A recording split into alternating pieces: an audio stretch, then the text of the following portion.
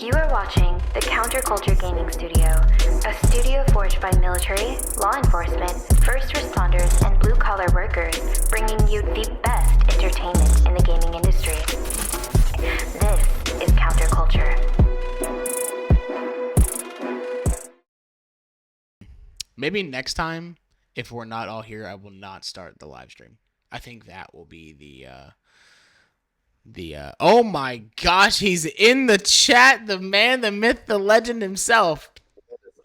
How does my mic sound? Is it a little bit clearer than it was before? Too loud? Too It does soft? sound pretty good. No, I gotta turn you up just a little bit because I think the last time you were on, your mic was like blaring. Yeah, it sounded real loud. Yeah, it sounds great now. hopefully this It's great now. Good. Yeah. Good. I was hoping that was the case, actually yeah. using a real mic. Dude, I need so many more Counterculture shirts. I only have one. Dude, honestly, I took advantage of the buy one get one that they had a while ago. I was did like, they? oh dude, yeah, the shirts were like cheap. They were buy one get one.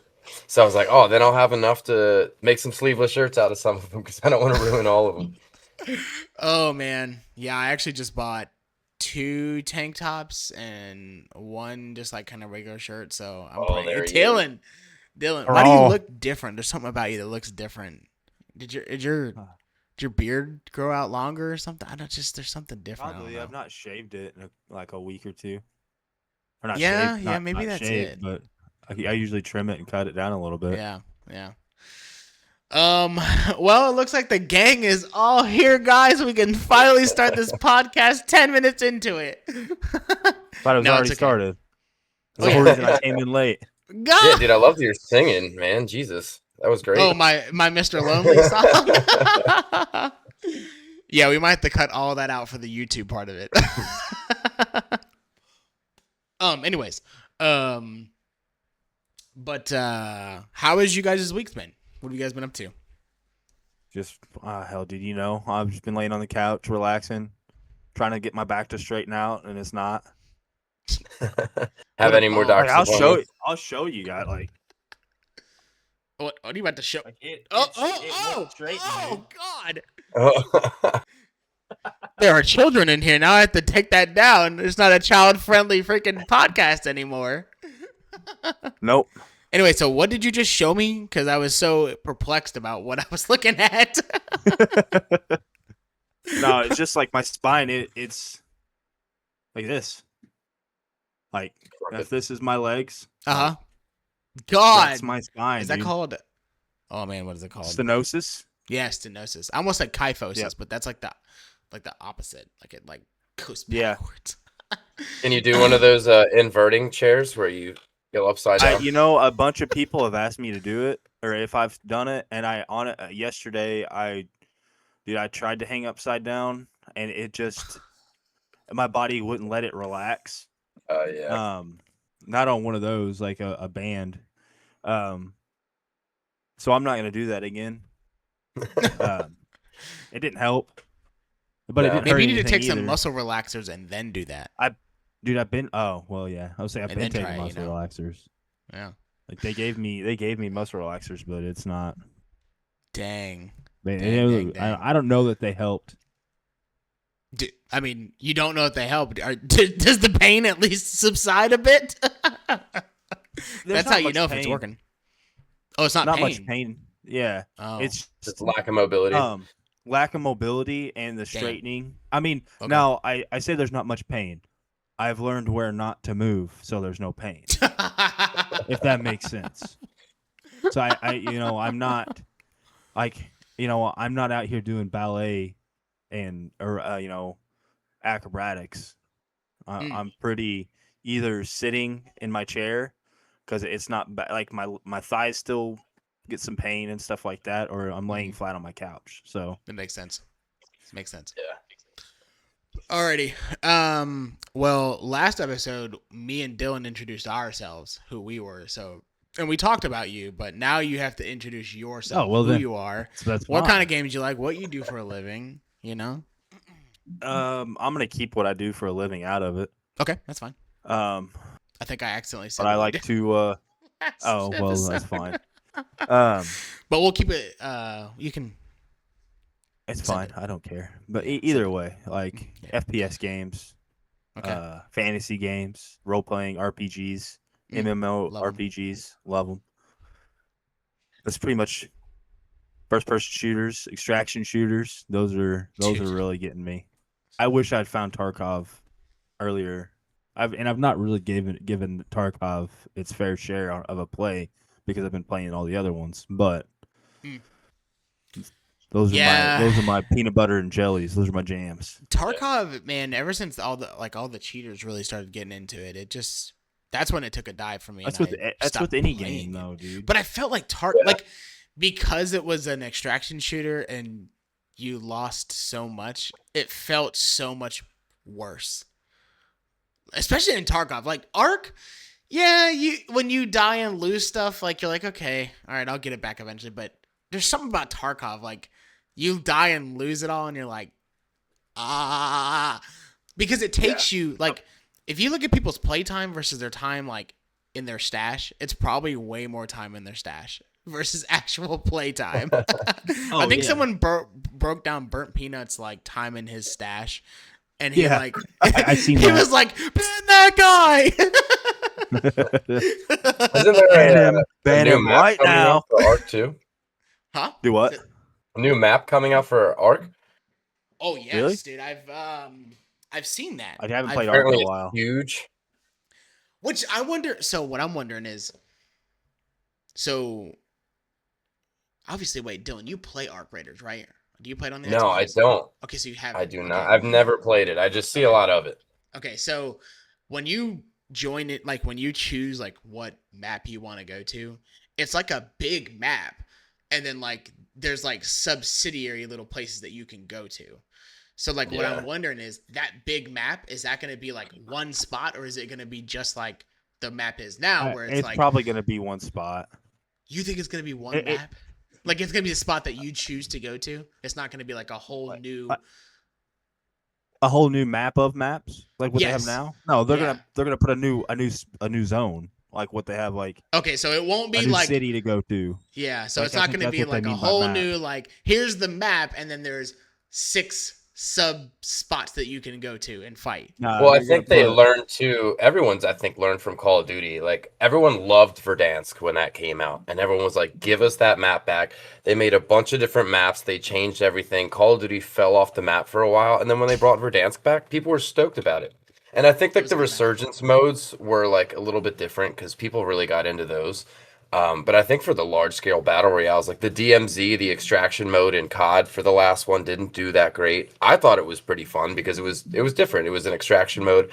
I could hop on with my wife. We could go loot some stuff and hang out, and then have a longer game instead of battle royale where you're just reloading in all the time, especially with hackers. Wasn't it also more PvE focused? Like you had like an objective to do as opposed and like Yeah. obviously the PvP aspect would come in where people would try to stop you from doing it, but it was more Yeah, it was a lot of strongholds. So it would be like you'd pick up like a stronghold key or something, and you'd go, and then it would be PV. It was just a lot of bots. It was just all the bots, and they would rank up in different levels and stuff for different quests, and then obviously you'd have the PvP aspect as well. There'd be a certain amount of squads that were in each game. Yeah, like I think that's a bot around the corner. Like, nope, no, that's a player. That's a player. Oh, dude, sometimes the bots were worse than players when you get towards end game. You're like, oh man, I hope I run into a player. That's how Escape from Tarkov is, man. Like sometimes Really, you're yeah. like, dang, the bots of the scabs will smoke you. They're Oh, not yeah. playing around. Especially the sniper you got- scabs. You're not paying attention. Take your head. Have either clean of off. you guys played Gray Zone Warfare? No, So That's- I did. I played it when it first came out, and it was a little on the buggy side, but it was still like pretty good. But I never like. I played it for like a week with a buddy, and then we kind of fell off of it. And I've been keeping up. Like, there's a guy that I watch. So shout out to him, Big Fry. You guys can go check his stuff out. He breaks down a lot of video games as well, but a lot of FPS games. But I keep up with the updates through him, and so far he thinks that this last update that my nose itches that has come out has like brought it back on the map. Like it's huge, which I don't know exactly what's going on because I haven't watched that video yet. But that's just what I've seen in the title. Have you been playing it, Chode? Have you been kicking it? Gray Zone? Yeah. I played it for quite a while. I say quite a while. I played it quite a bit. For a little bit. I loved it. I still love it. I'd play it. I'd play it right now. If you guys had it and wanted to hop on, you know what I mean. Yeah, I've not played it in a while. I'd love to do that. Actually, I can't wait till Dylan gets his PC. I cannot wait. It's gonna be a whole new world. I say I'd play it right now, but I've got Crimson Desert, dude, running still right now, dude, right. and I I'm think hooked that's on the that big right topic. now. So. Okay, so we can go ahead and kind of get into that right now. So one, I wanted to start this off.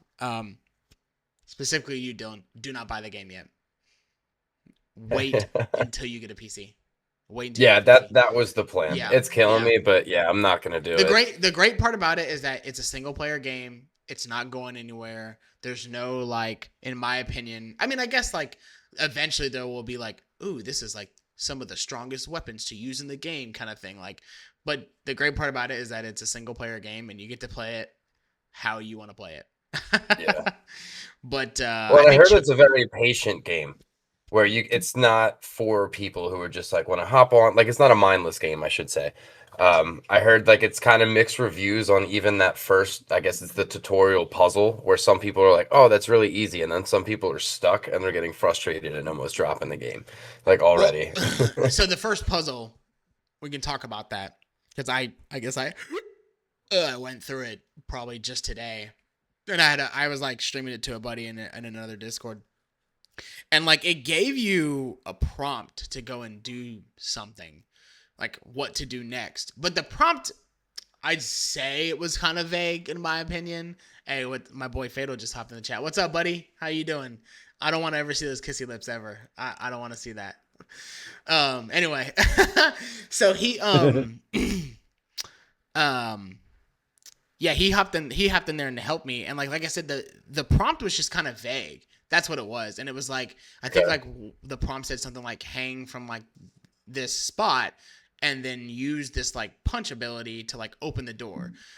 But at first I didn't really understand like, what does it mean by this power source kind of thing? And sure enough, we figured it out. I mean, it took maybe like 5-10 minutes, but it is what it is. I mean, I'm not going to quit a game because the puzzle's too hard.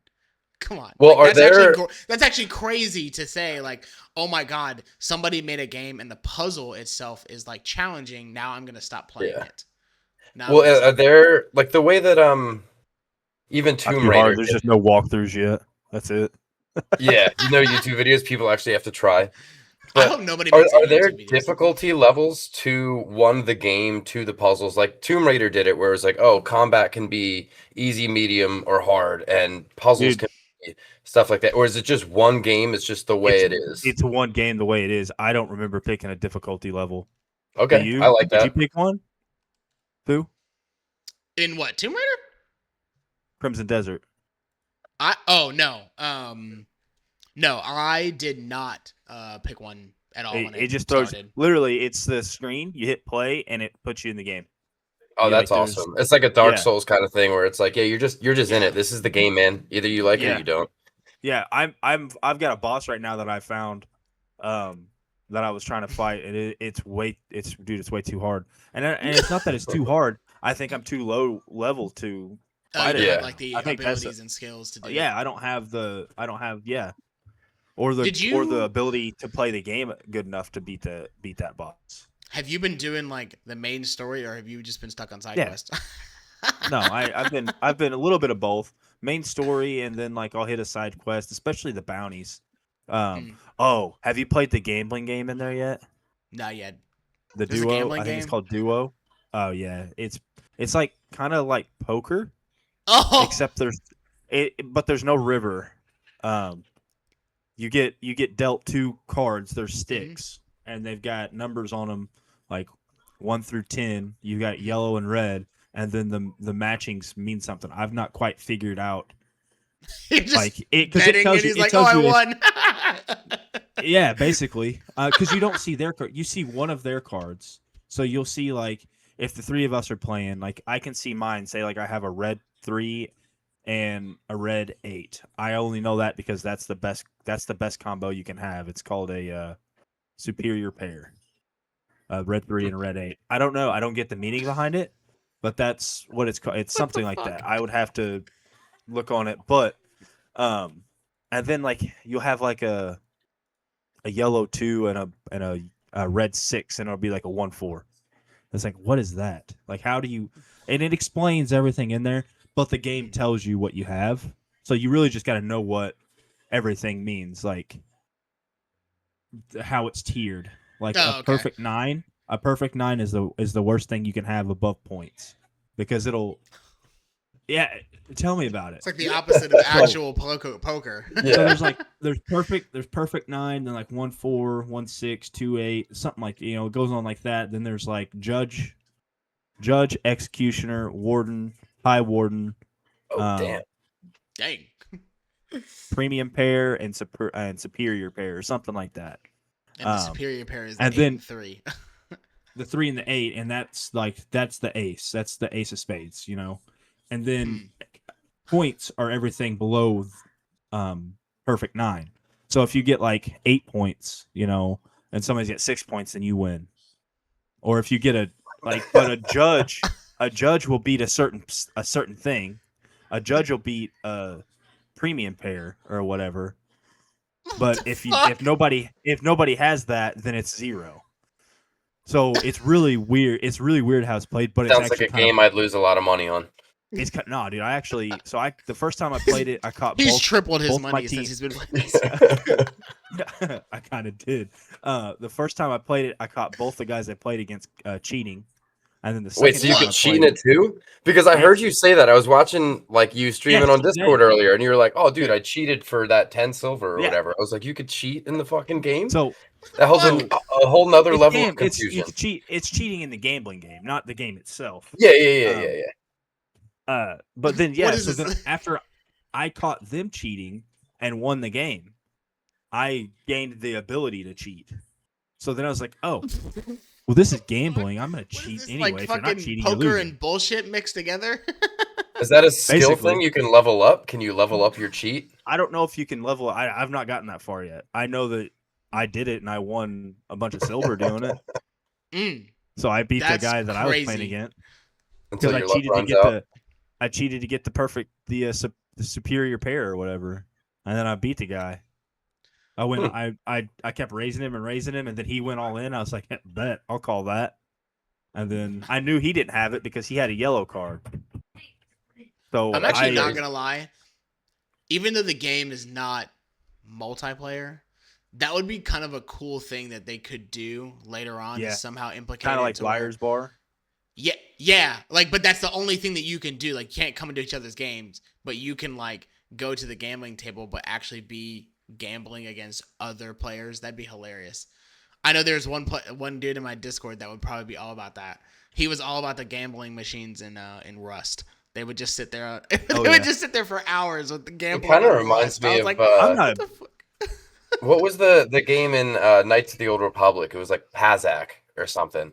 Kind of reminds me of something like that because it's all colored cards that have numbers and you could flip them and it's like you're just dealt random stuff. I still don't really know how to play that game, but I used to go to the cantinas and play the gambling games all the time. I'm not a big gambler anyway. Like, but that game, like in the video game, I was like, I'm gonna try this out. Like, I suck at gambling. I suck at that game. I don't even know how to play that game. I played it for like 2 hours. I don't know how to play it.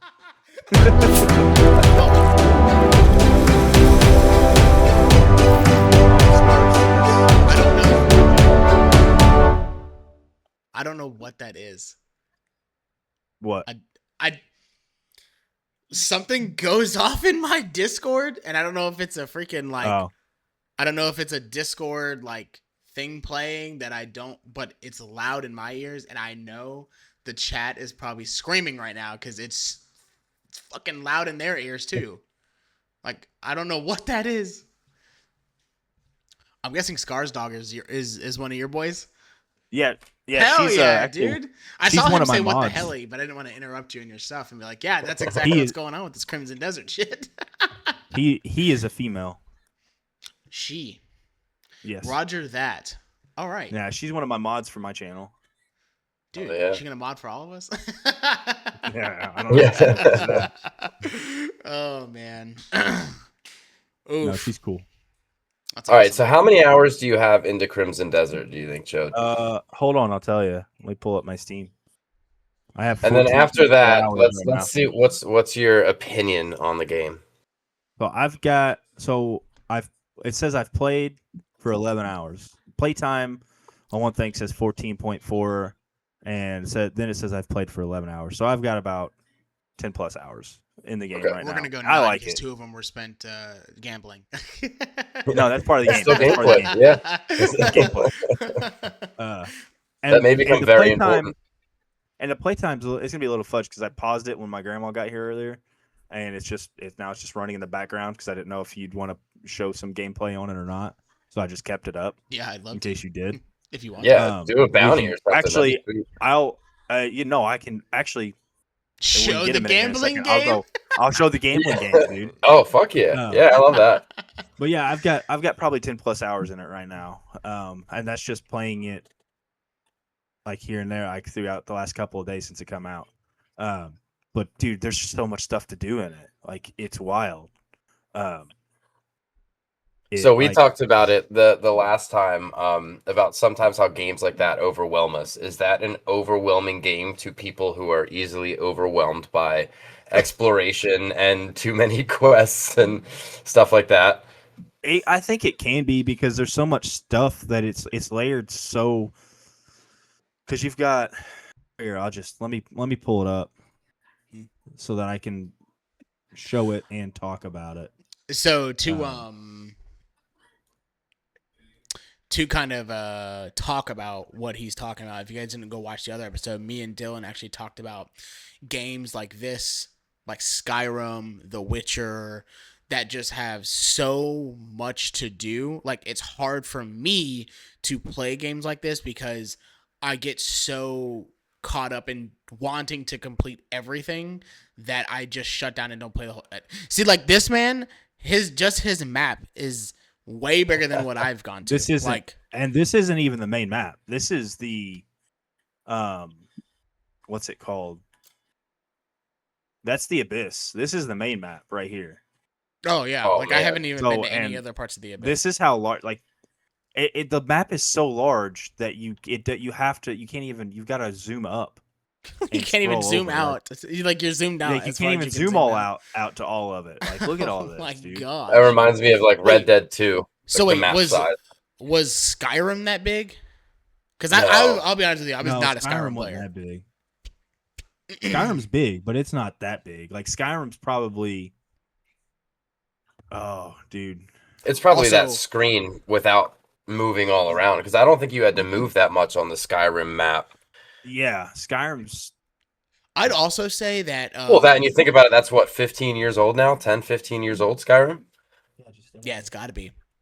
Yeah, so I Easy. mean, I don't even think they had the capability. But I will say Skyrim was packed. I don't know how this game is, but Skyrim, it was Oh. like when you found everything on the map, it was just huge. It was just packed full of stuff. The game itself, like now that I've played, I've only probably played 2 or 3 hours of it max, just in the very first little town, and just the sheer amount of stuff that is just like within like someone's like house, like the stuff that you could walk in and like steal or buy. I'm like, bro, that's why this game is probably getting so much like having such an issue with like PlayStation and Xbox, because the PlayStation and Xbox just doesn't have the RAM speed to be able to load all of that stuff within this, like how big this is. Because you got to think it's probably loading all of it. Because at any point in time, you could like there's no loading screens. Dude, that's just cool. Like, as it is, like that makes me want to buy the game. Yeah, the free fall. Oh, Yeah, into and I into also the saw a bird, video into of the how you bird. could bend trees and use the trees to launch Yeah, yourself. the catapult to catapult Yeah. yourself. I haven't gotten that far yet. Dude, just go find a tree. You can do it right now. Just when you get down, go find a tree and then use your little grappling hook thing. The Oh, really? the axiom hook, and then just grab a tree and start bending it backwards. And then like there is, I don't think it's a skill, but oh, you're fucked.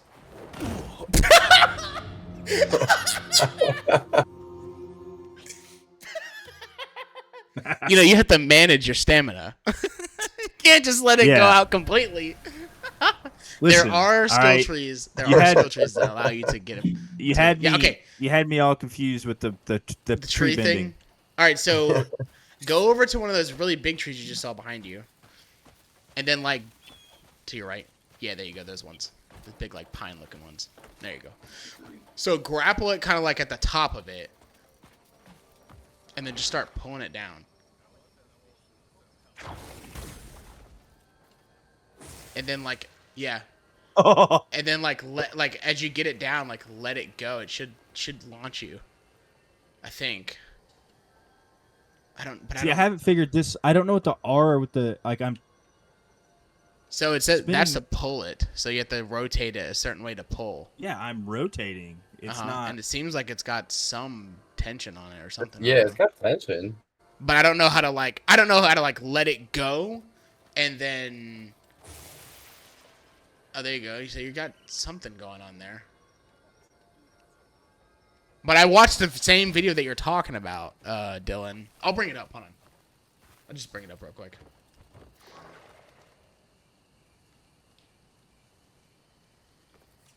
Or maybe are those trees too tall?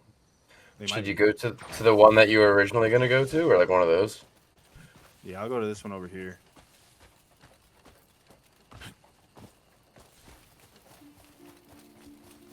Looks like a good one. That might be too tall. Okay, it's kind of the same size as it. Yes, and you can use trees as a catapult to traverse the world quickly. Here's how you But that's like. Oh. So if I use my mouse, I can do this. Oh, you know what it But is? my- I think you have to have the. There you go. You just did it. Yeah. Yeah, because do you have the Axiom maneuver ability or whatever? Yeah. Yeah, But that's what it I'm is. saying. Because I had this issue with the fishing. For some reason, like I do with my right stick. I rotate it, but it doesn't rotate. Oh, fuck. It's like your arm just fell, buddy. It literally did. Like it just popped off the desk. Last time it was the camera, now it's the mic, dude. Yeah, do you remember that time I dropped the camera?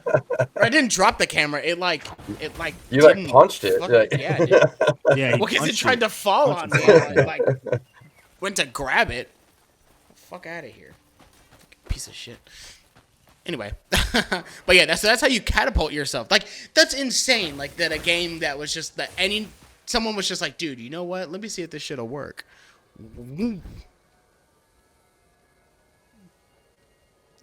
Dang. Oh. Oh. So you can do it too far. Oh, where it won't even Oh. fling you. Yeah. I guess there's Oh, like a okay. sweet spot for maximum flingage. Flingage. But so here, you see the bottom right hand, like Uh-huh. my right stick's not. It won't rotate. Uh-huh. I don't Are know. you rotating the right stick, not the left? I was literally playing with a buddy, and I was doing the stupid like first little puzzle to open a door to get into the abyss thing, and I was like, why is this not rotating? And it was because I didn't grab the piece into. I didn't pull it down that far this time. So I want to do crazy, that again. That was really cool. Now you know. Oh my god. Dude, that's so sick. And then as you, what I want to know is like, where do you get more skills to like fly better? Because the stamina for the flying at the beginning is dog shit. So you up your stamina with it, because I just did it. Oh, so With this you're one. you're running down the stamina tree there. Yeah. Mm, Just no. I mean, I've done a lot on the fighting so far. yeah. The different combat is just crazy to me. Just everything Maybe that it's- I've even sorry, seen. It's this one. Yeah. Yeah. So flight. So cost 25 stamina per second, and then you get another one where, you can do an aerial roll. I figured maybe there would be another one where your stamina gets lower. The cost is lower. Yeah. Crazy. Oh, anyway, back to this gambling game. Oh yeah, that's what we're here for. I There forgot. you go. Yeah. Yeah, I mean, the combat looked really cool. I mean, I saw you with the spear and then the single sword, and then you did the dual wielding. Yeah, looked pretty- I figured out you pretty could dual fucking good. you could dual wield. Does your horse take damage? Your mounts? Apparently not. I just jumped from way up there to down there. So we figured that out by trial and error. We just sent him off a cliff. Didn't know if it was like a Skyrim horse, like you go down a hill and all of a sudden you're off and it's dead.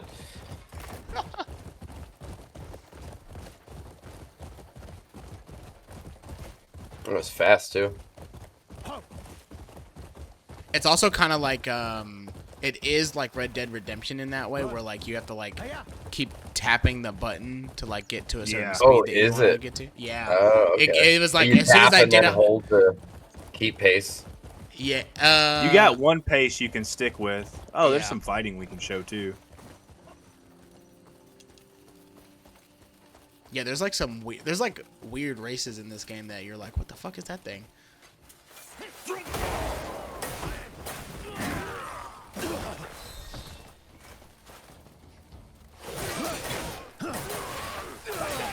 Damn. The only thing that I haven't figured out, like perfectly in my opinion, is the ability to like target lock. Like it seems like you kind of just have to look in the direction, and there's not necessarily a button to press. Is it like an auto lock thing where if you're in that direction, it picks the closest person to you? Yeah, kind of. Which I don't necessarily like that because I think it should be able to, like tab around or whatever, or at least have a button that. Yeah, I agree. I will say if anybody's watching this live and wants to and ends up playing this game, the button scheme in this game is just it's very weird. Like It is laid out weird. Once you get used to it, it's not too bad, but yeah, like at the first you're going to be like why the heck is that button that? Like to I think like to jump, it's not A. Like you would think it'd be A. No, it's X. No, or like it's at least on an X. Xbox controller. It's X. And then it's just different.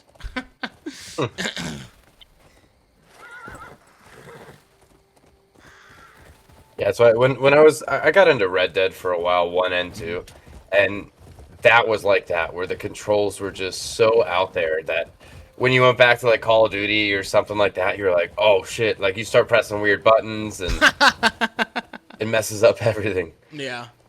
I'm That's stuck why on a if there's any game that I play, especially if I play it like on keyboard and mouse or something like that, I make sure that if there's like a slide button, it's the same like as I would slide in every other game, so I don't mess up my hand. Because that just, yeah. The only game that I think just completely screws me is when I play World of Warcraft. Because my whole keyboard is fucking some type of Yeah. keybind to something, and then I play the game like I took the game controls from Sea-Doo, so like he's a big World of Warcraft streamer, and he uses Q, W, and E to wait. Stop here. Stop on the bridge, dude. The view to your left is just crazy. Yeah. Beautiful, so serene. Okay, you can keep going. Oh, we'll get a better view. Yeah, dude, Wait, that how did you get in the first works person mode? great. What the fuck? Select. Oh, okay. But Huh, it's only for wild. viewing. Like once you Yeah. fight, it goes back to third person. Yeah.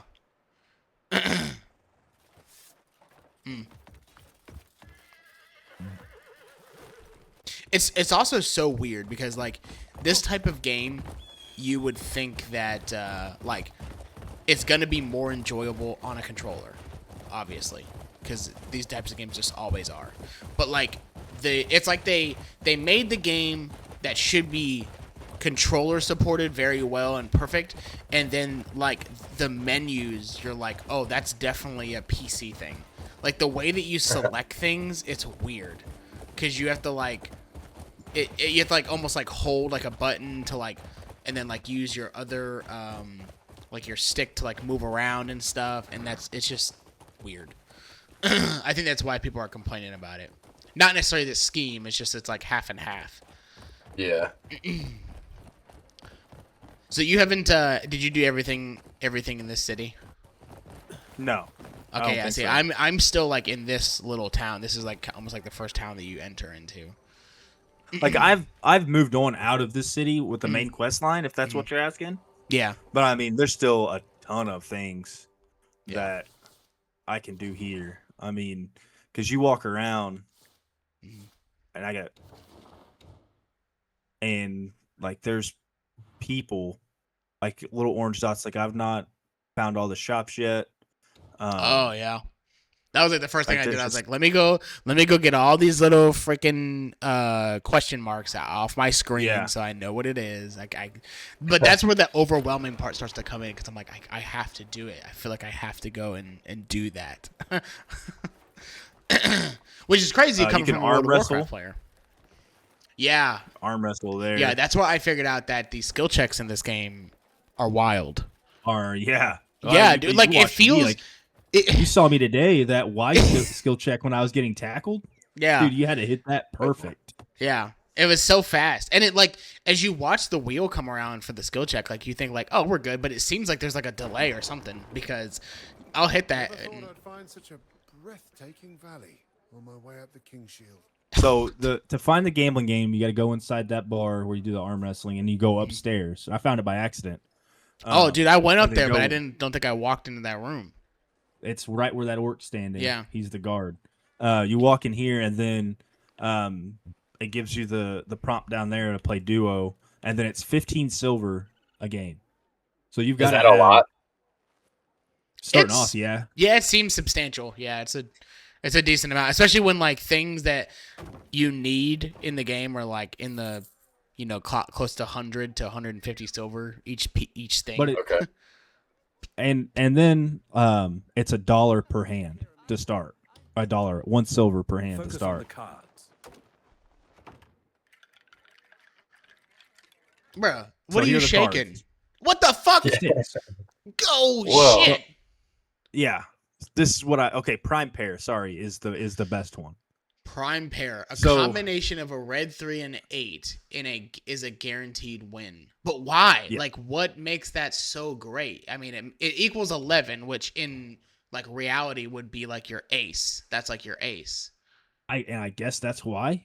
I guess I've honestly never thought of it that way. That was pretty good thinking right there. I'm not gonna lie. Oh, I That could do makes some sense good now. thinking sometimes.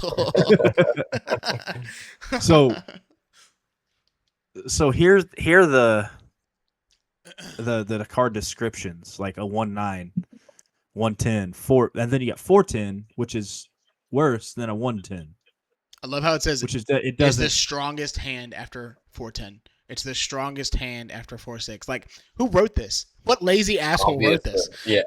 This is like the last thing they put in the game. They're like, dude, we've been working on this for 5 years. Can you just figure it out? And he's like, guy, fine. So here's the executioner, I can't fucking read and talk, apparently. The executor, The executor set formed with red 4 and red 7.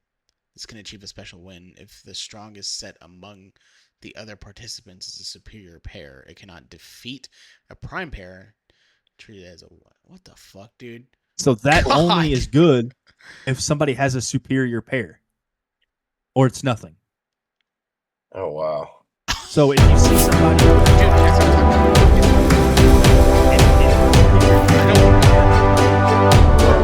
Randomly, it's like a random video. It's like a random sound that I'm hearing. probably, Notifications on Twitch. yeah. Is that what that is? Because that makes me want to. Yeah, for- I feel bad because I don't know if other people can hear that. Hey, and Swatch I'm- is in there. Dude, Swatch. Oh my gosh. They're Joe Ring. What up, buddy? Yeah, Oh, what's man, up, dude. Joe? How are you guys doing? Oh, But yeah, so fuck. a superior pair, a combination of a red 1 and 3 or red 1 and 8. So That's the executor can only beat that. It doesn't Yeah. beat anything else except that. So if you see somebody in there that has a red 1 or a red 3 or a red 8 in their hand, you're like, all right, they might have a superior pair. But if they've got a red 3 or a red 8, they could also have a prime pair, which is the ace. Is the ace of spades. You can't beat it. Yeah. The judge. God damn. This Judge. this is crazy. Yeah, the judge beats 1 through 9 pairs. If no pairs are held, the hand is valued by points. So then, if nobody has a pair, then it's just however many points are on there. With a red 4 And then and 7. So then, how do you cheat? Do you lie about your hand? Okay, so that's what I was getting ready to show you. I have to win a hand before I can cheat Oh, okay, that's interesting. because I have to be the dealer. And you can only when deal you win, if you're you the win. dealer. Yeah. Oh, So I've got 8 points. He's got a red 4. I mean, I'll check it. Maybe he's got so he's got a 1-4. That beats me. Smoked you. Got him. Where's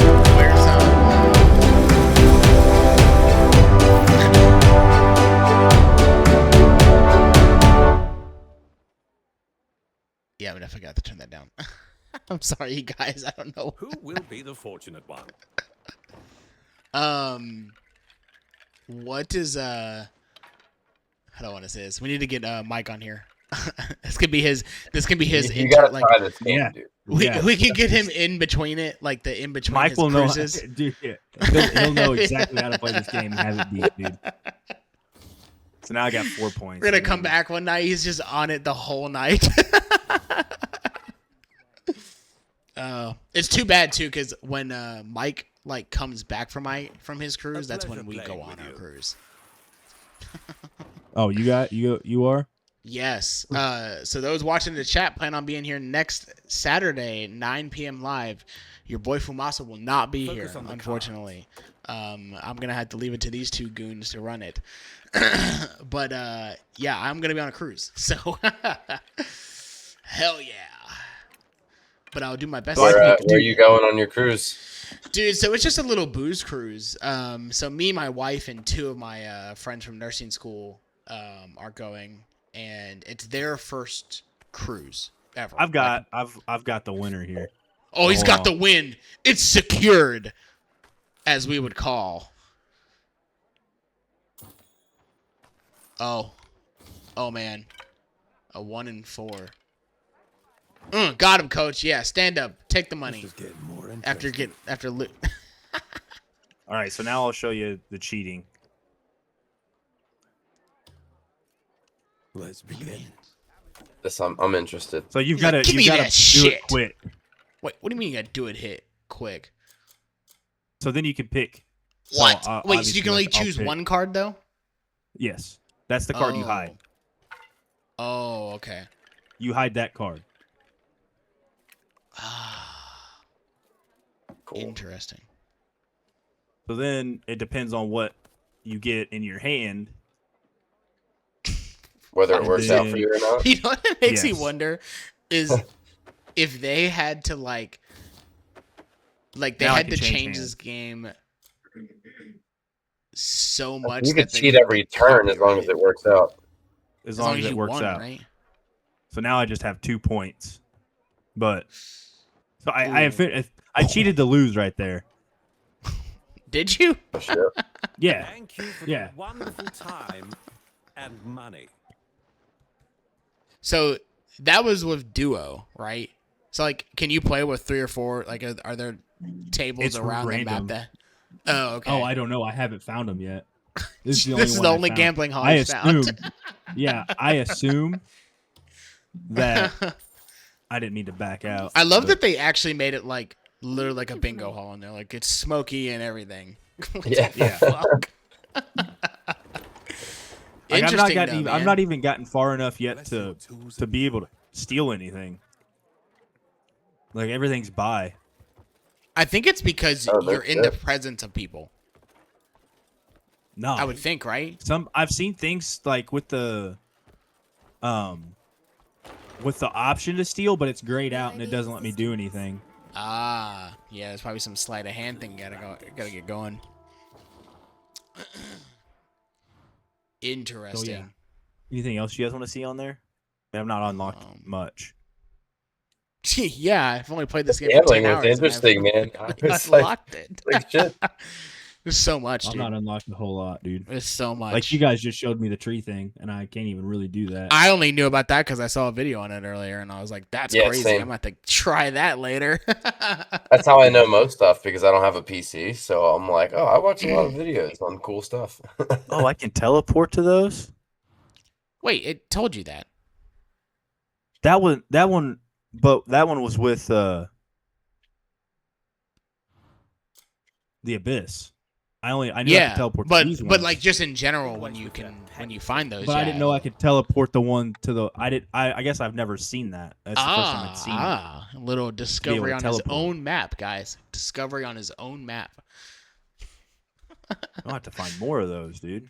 Yeah. That makes It makes the game a little easier, huh? Dude, 'cause Yeah. what I've been doing, what I've been doing, is I've been teleporting to this one, and then if I have to go like way down, on He this just side of jumps map, off the I would- side. Yeah, just jump off the side and just airdrop in, dude. Have you chose a faction yet, or have you like sided like I'm gonna be this faction and like start doing their stuff? I mean, I've been doing a faction stuff, but I've not decided. I've just been doing the quest with it because it's Oh, the faction what- that's here.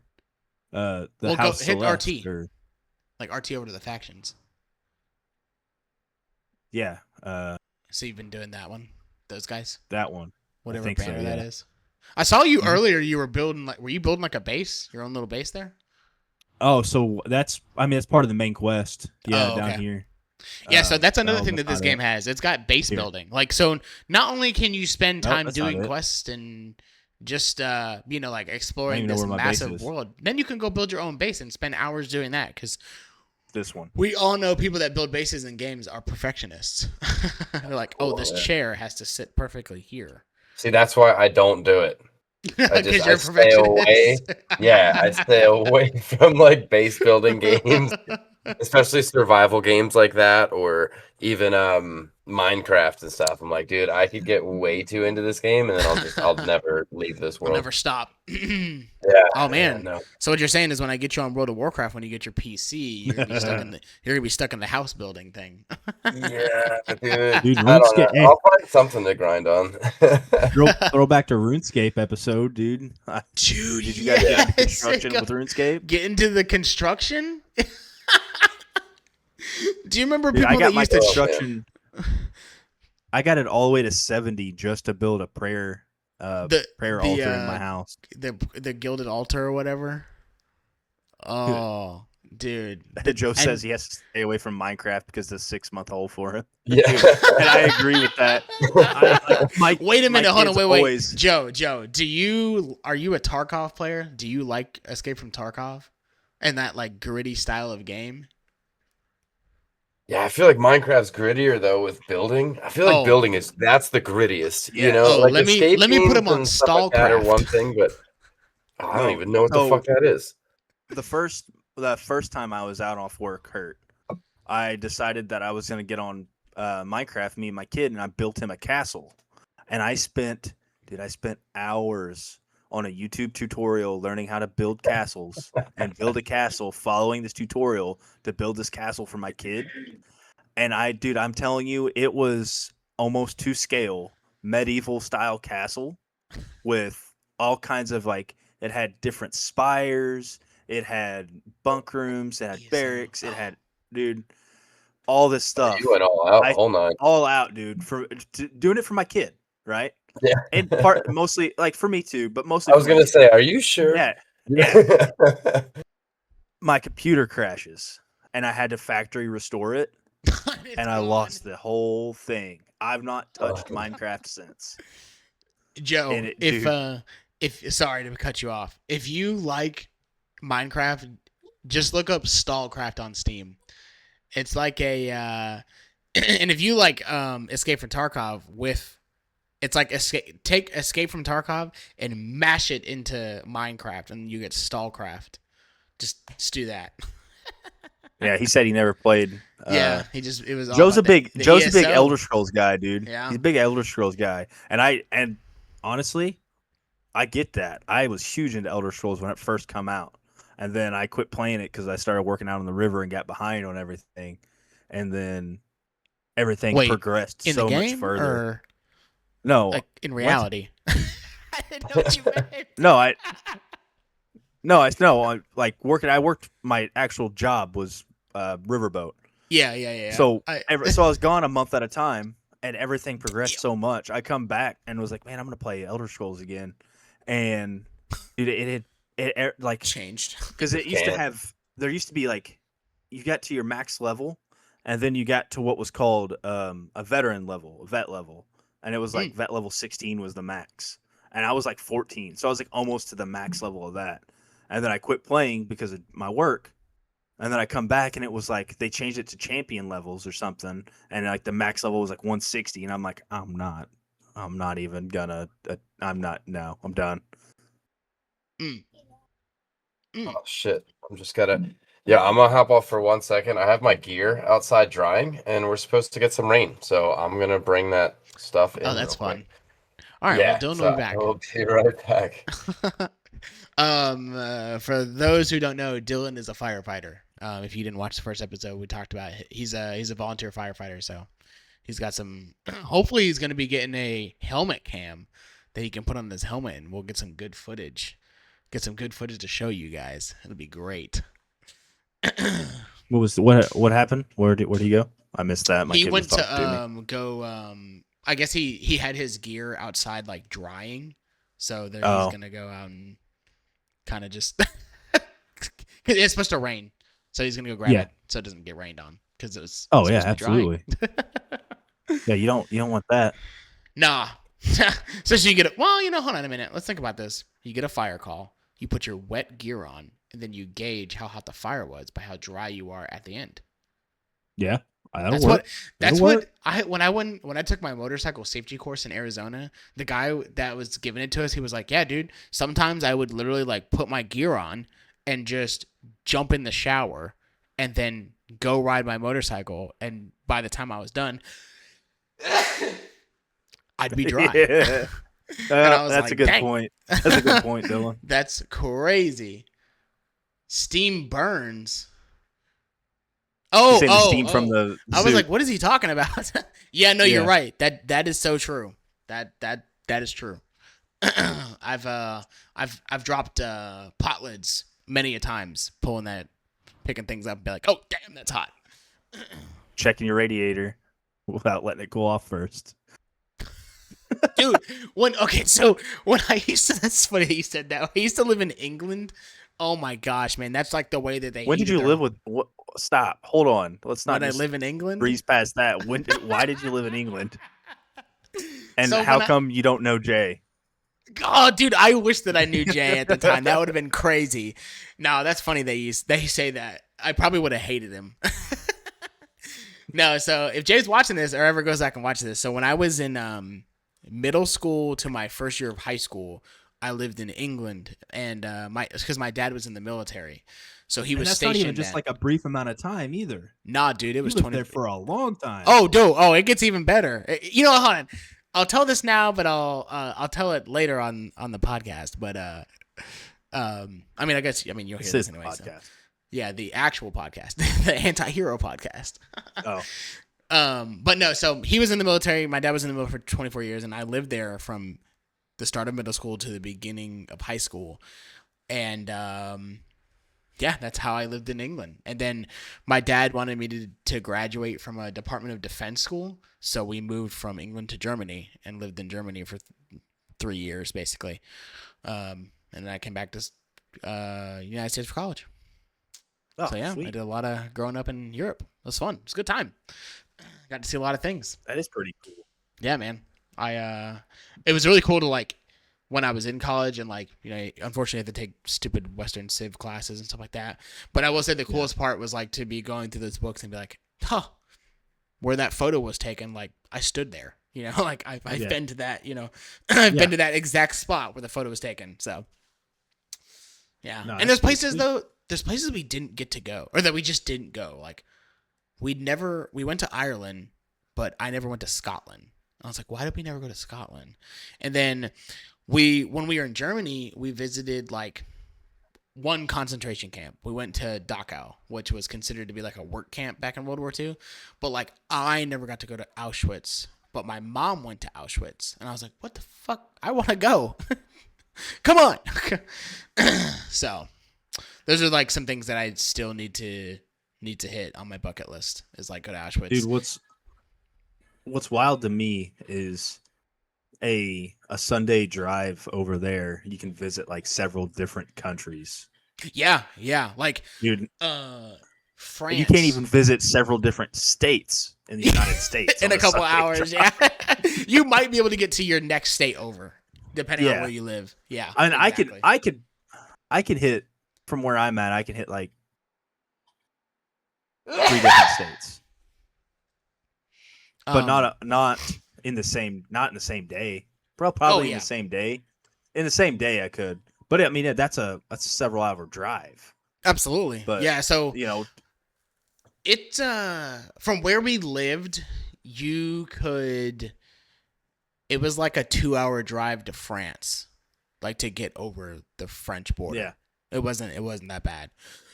I will say Germany is a pretty decently sized country. Like, it took us, my mom, when we What is first moved Size there, of Texas. huh? What is that about the size of Texas? Honestly, no, I think it's actually smaller than Texas, but I would say it's probably like half the size of Texas. I think if you actually look at like the size, even though it looks massive on a map. But yeah, it took us about 5 or 6 hours to get from where we lived up to like the oh my gosh, what is it called? Fuck, what is that sea? The North Sea? No. The North Sea that fucking I can pull up a map. Yeah, I'm about to. Because I'm not about to look retarded. Is it the freaking the North Sea that's right there? Oh, I can't. Oh, it's not gonna let me zoom in too far.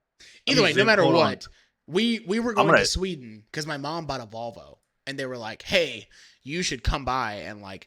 If you come to us to pick your Volvo up and we don't have to ship it to you, we'll give you like a tour we'll like pay for your hotel. We'll give you a tour of the factory, and then you get to like drive your new Volvo off the lot, like out of the factory kind of thing. So we did that, and it took us 6 hours to get up to where we would take the ferry over to get to Sweden. It was fun. It's a good time. Good time. So where? Yeah, that's the North Sea. That's huge. Is that what it is? Okay. Germany? Yeah. I mean, No, wait. No. Oh, from Germany? Yeah, it's yeah, still the Germany to North Sea. Sweden. Yeah. Yeah. Yeah. Oh, I never realized you could get to Sweden. Yeah, by quick car. little ferry boat. It's like, how long was it? Actually, Well, the you ferry could go ride was a bit. Yeah, Because you I can go through Denmark. Yeah, You can you driving, you can go through Denmark. yeah. Or you take Well- the ferry too. That's actually you the can't. Baltic. There's is that what it's called? The Baltic Sea? Yeah. In between there? Yeah. The North Sea is like above, Yeah. like up by like above Norway, right? Hold I on. think. We're gonna do this together. We're gonna do some learning here, boys. You guys were gonna come for a gaming podcast. Now you're getting geography. Yeah, but now Look, it's you're geography, getting like- two of the or two It's for the price of geography one. hour, Dylan. Welcome back. Yeah, I was Geography. listening. I'm excited. I'm excited to learn something. Oh yeah, look, Copenhagen. No, but I got a funny story. So I got soaked today. We were doing high rise fire training, and fire was on the 4th floor of our tower. And we go up. I was the second man in, so I was supposed to do search. So I had the irons. Hose man goes in, and our whole thing was to put out the fire, open a certain window on the C side of the building, and hydraulically ventilate. Just use water to force the smoke out, clear the room. So I'm doing my left-handed search. I'm on the wall. I find a window. It's the wrong window. So I open it. I look out the window, and I turn around, and I'm like, wrong window. And before I even got that out, I guess my hose man saw light come out, and he just opens the Like nozzle that? up. and Like that throws it in flash he just front of saw? the window. Yeah, and I almost got blown out of the window on the 4th story, and I just got nailed with the hose. I was like, "What the fuck, man? Like wrong window." And the funny thing about it is, I moved out of the way, and he still didn't hear me, and he's flowing out the window, and the whole class is on the bleachers, like right outside that window, and not in gear. So he soaked 20 people down there on the grounds, letting out that window. So everyone was very, very mad at us. Wait a minute. So you walk up you're in a room. You're in a room with a window, and he's behind you with the hose. And you open the window.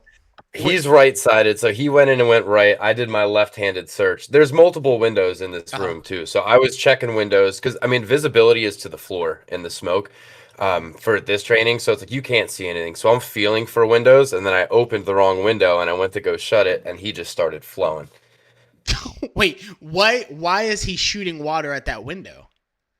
Because so hydraulic ventilation is using water to push out a window, so then the smoke follows it. So you used it on a fog pattern, which the fog pattern has a lot more air in the water. So you flow it out the window like 85% of the window coverage, and I mean, dude, you could feel the draft coming behind you, and you just watch smoke billow out, and you clear out the room so you could see. So he was trying to ventilate the room, just the wrong window, and he ended up soaking up the class and me. I almost got blown out the window. That's a lot of pressure behind that hose on a straight nozzle.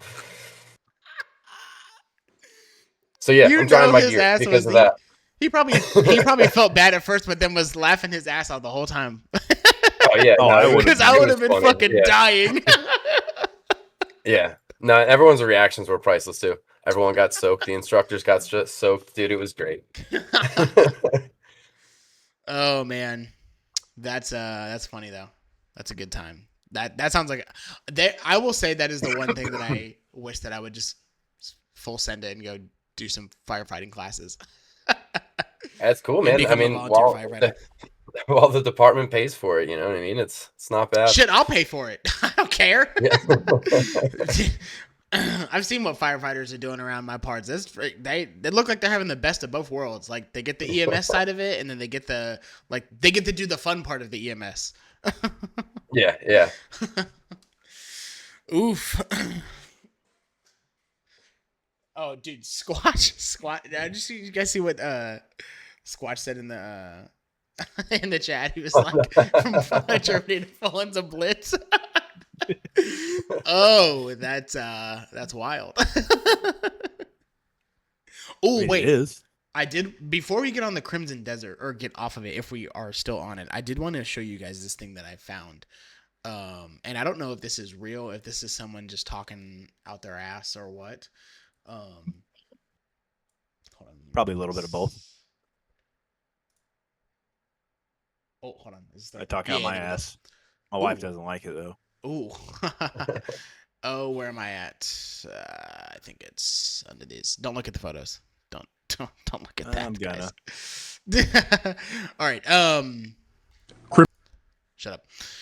So this is like a thing that I don't even know who this is. Crimson Desert players are asking for refunds due to the game's terrible, clunky controls. Whoever designed the control scheme should seek employment with the devil, says one person. A Crimson Desert exec responded, think of it like riding a bike. It comes naturally after you learn it. Also, Pearl Abyss, the maker of Crimson Desert, stock is crashing after disappointing investors with the release of Crimson Desert. Oh my gosh. Also, Crimson Desert launched without support for ARC GPUs. The game won't boot on any ARC card. Pearl Abyss says that they are not planning to support it and told people to ask for refunds. They actually told people to ask for refunds. Did I mention that the stock is crashing? Also, Crimson Desert's review dropped to mixed on Steam, mostly due to the performance issues and weird controls. But what do you guys think about Crimson Desert? That's just insane to me. Oh, wait a minute. Well, I forgot. I didn't share it to you guys. I'm so sorry. No, I played it. I've got your stream Yeah. up. So Yeah, I just played it deleted in stream and I Same didn't here. realize that I didn't stream it to you guys. I'm so sorry. No, it's okay. I'll let. I got to stream up so I can see the chat too. Yeah. But yeah, dude, the freaking the stock market for their freaking thing is crashing. Dude, That's insane. Well, but he has a point. The controls are clunky. Like They are. but I gotta agree with what they said. It's like riding a bike. Once you learn it, it's easy. Like once you get in there and you play the game, the controls are easy. Like I still mix them up. I mix the A and the X up for jump all the time. I'm fighting trying to do that constantly, and I'm jumping, and because I'm used to hitting X still for melee combat, and then I'm jumping. So like I get it, but I get it if that makes sense. Like yeah play it, get used to the controls, and it's not as bad. I see where it's an annoyance though. Yeah. Like I just don't. and it's one of those things too. Sorry. No. Go ahead. It's one of those. It's one of those things too. Like they promote controller use, and I've not done keyboard and mouse on it yet, except for like a couple things. But I'm about to switch to keyboard and mouse to see how much easier that might be compared to controller. Because one, I can't reel my fishing rod in, and I can't pull those trees back with my controller. I have to go to my mouse and use the mouse wheel. Because for some reason it just won't work on my controller. It's not my controller because it's a relatively new controller. Just got it like last year, or I got it in 24 because I got one because my arm was in a sling and I couldn't get to my keyboard. So I was just like, I'd sit here like this with a controller because I was in a sling. I couldn't move my shoulder. So that's so funny that you brought that up because that was literally me in high school. I literally had shoulder surgery. I want to say a day or 2 days before the first Black Ops released. And in my brain, I knew, I was like, I'm having this surgery and I'm going home and I'm going to play the shit out of Black Ops. And I can remember the day that it came out. I was like, Mom, we have got to get out of here. We have got to get out of here. And I'm still walking around the hospital with this JP drain that's out of the side of my shoulder to drain any excess. And I was like, y'all got to get this out, man. I got to go play Black Ops. And then I got home and my arm's in a sling because I just had surgery. And I'm doing the same thing you were talking about. I'm just sitting here playing it. Yeah. I'm like, I'm killing this. I was sitting here like this, dude. I was just sitting and then at one point I was like, fuck it, I don't need this sling. And I took the sling off and just chucked it and started playing. I was like, no, I see that was one thing. I was pretty religious with my sling. It didn't come off. I had to play. I played. This was a couple months after my surgery, and I had already done physical therapy for several weeks at this point. But I told a friend of mine, a year before I even had my accident, she was like, "Hey, will you play guitar in my wedding?" And I was like, "Yeah." I was like, "Tell me what song you want. I'll learn it. And I'll play it while you walk down the aisle, whatever." And I'd had that surgery, and so I had a message. I was like, "Hey, this is what happened. I don't know if I'm going to be able to play." And she's like, rough. And but I got hurt in August. Her wedding was in November, so it was this much time to figure anything else out. Mm-hmm. And which had my surgery. All that is just having something actually played. Shit, but even she if wanted the even if you JBL speaker it.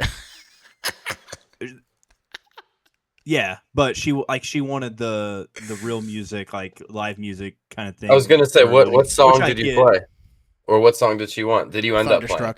No, she actually she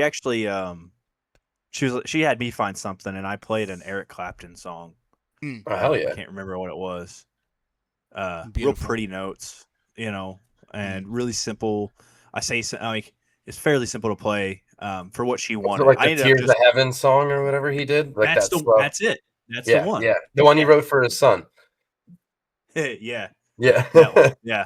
It's a sad song, but it's very pretty. Yeah. Very pretty song. And I learned the meaning behind that song 2 days before the wedding. And I was like, oh, yeah, maybe that's not a good wedding song.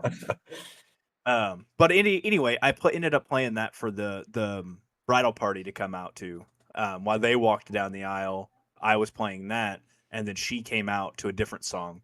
She wanted a what was the song she wanted? One of those new country singers. One of the new ones. Morgan Wallen. I don't listen to modern country, so I listen to Brooks and Dunn and stuff like back that era of country. if I'm 90s listening to country is the best. Yeah. Travis Tritt. But she ended all up those dudes. she ended up walking out to something else. I learned the song she wanted to, but she just ended up not playing it. Well, I just did the wedding party coming out. But I anyway, back to the reason I started that story. I messaged my doctor and was like, "Hey, am I good to do this? Can I go to this wedding and play this? Am I good to play guitar?" And he's like, messaging me back. He's like, "Yeah, that'll be fine. Like you're good to do that." It's like, yeah, hey, dude. Like, I just. He was like, "No, you've been doing physical therapy. Like, you know what your restraints are.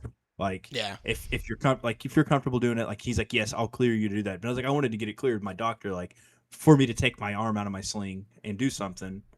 And then, but it was literally like I went there in a sling, like carried my guitar in one hand, and my arm walking in, and then like go up. I sat on a stool behind the bridesmaids, played guitar, played that song while they come out. Put my stuff back up, put my arm back in a sling, went back, sat down on a table. A guy looks over to me and goes, "Hey." I was like, "What's up?" He goes, "Weren't you just playing guitar?" I was like, "Yeah." He goes, "Why your arm's in a sling?" I was like, "Yeah." He goes, so I like explained it to him. I was like, "I'm almost out of this sling, but I can do that." I was like, because I'm not moving I wasn't like shredding on the guitar. Like I literally kept my shoulder right here, and I was like stayed right here on the neck. And I was like, these like 2 movements. Like that's all I had to do. You got a bunch of guitars? No, I've only got 2 right now. I've just got my acoustic, which I keep popping strings off of for some reason, and then I just bought this like I don't know if you could see it because of the. Is that a Gibson? It's a knockoff Gibson. That's a Gibson body frame, yeah. Yeah, it looks like a Gibson. Yeah, that was actually one of the first things I did right out of high school. I thought I wanted to do music, so I went to school for jazz guitar and classical piano. And I used to have a lot more guitars, but I have a couple now. I haven't played in a long time, and music has not really been a part of my life, but I miss that stuff, dude. I miss being in college and having the soundproof rooms with a piano in it and like an amp and stuff, and just being able to jam as like a part of my lecture hours. Like, it was great. Crazy. I've never done anything that strenuous. I've just always annoyed my family with my terrible playing. Yeah. That's like me And in what's 6th worse grade with now a is- trumpet. Yeah, like back in like high school, like it was just me and an acoustic guitar, like, and it was awful. Like my brothers hated when I played guitar. They're like, "It's like you suck, like you're terrible." I know that's why I'm Crazy. practicing, you dicks. Yeah, right. Like, Gotta start You're somewhere. trash. but now I'm no better, and I have an electric guitar with a really nice amp, so it's a lot louder and more terrible. Yeah. Now not only I get to annoy Now- my family, now I can annoy my neighbors. Yeah. Luckily, I live out in the county, so like I don't really have many neighbors to annoy, Mm. and the ones that are close enough to annoy, they're way more annoying than I am, so I'm good. Now I'm annoying with effects. Yeah, see, my wife doesn't mind when I have the acoustic guitar out, but then when I start trying to play some metal and the distortion kicks up, and she just hears chugging. You get the chugs, dude. You get that drop D. Oh man, that's fucking Yeah. hilarious. That's me now. Like I turn it because this amp it's got a bunch of different like effects. So I'll turn it to it's called Metal S Lead, and it's just real distortion. And I drop to D, and it's just chug, Yeah. and I'm just playing. And no that, matter and I'm what, like, it sounds cool. yeah, it's just chugging along, like a choo-choo train. Yeah. Whew, man. Yeah. There was something else I was gonna bring up. Really has nothing to do with gaming. But fuck it, I'll bring it up because this is just. I don't know chilling this last 15-minute conversation had nothing to do with gaming.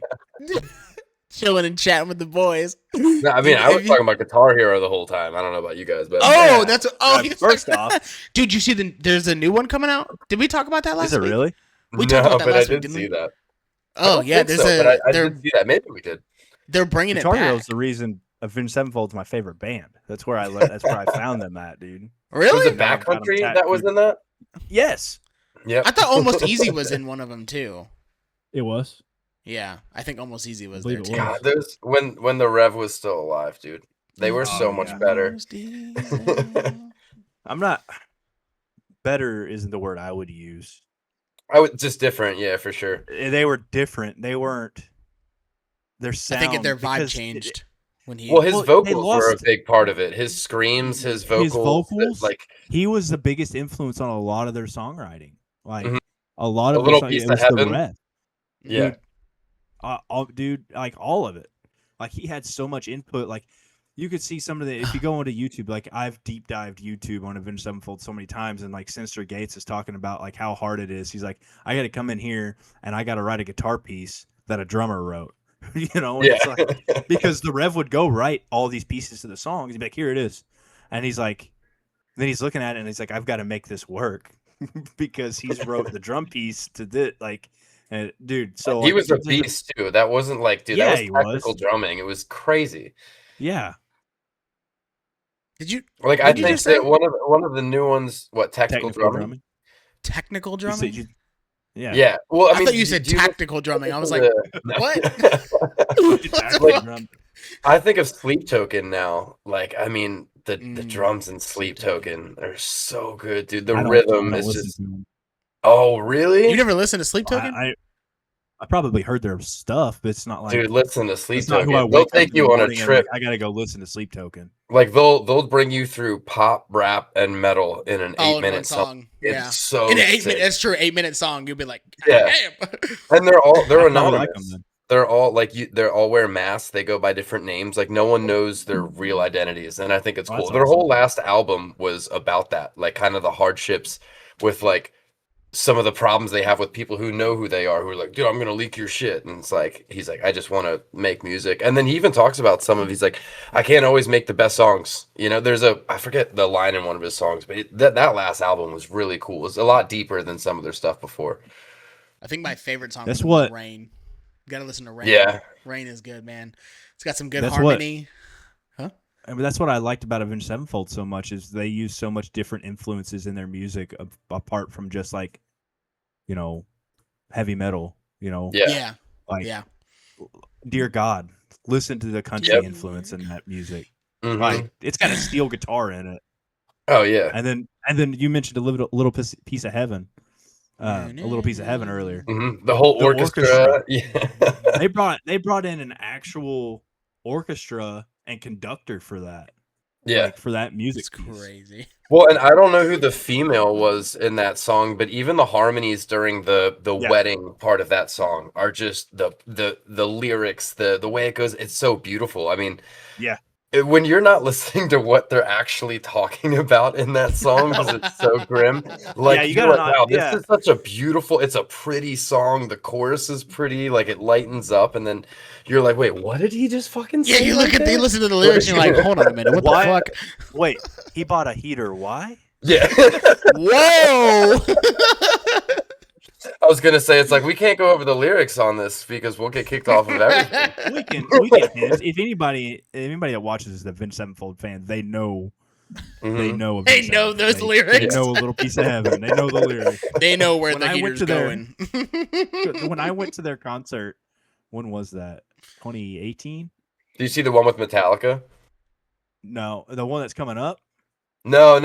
Like when they toured together, Avenged Sevenfold, Metallica. I wasn't sure. If it Oh, was that no. concert. No, they toured with Breaking Benjamin and Bullet for My Valentine.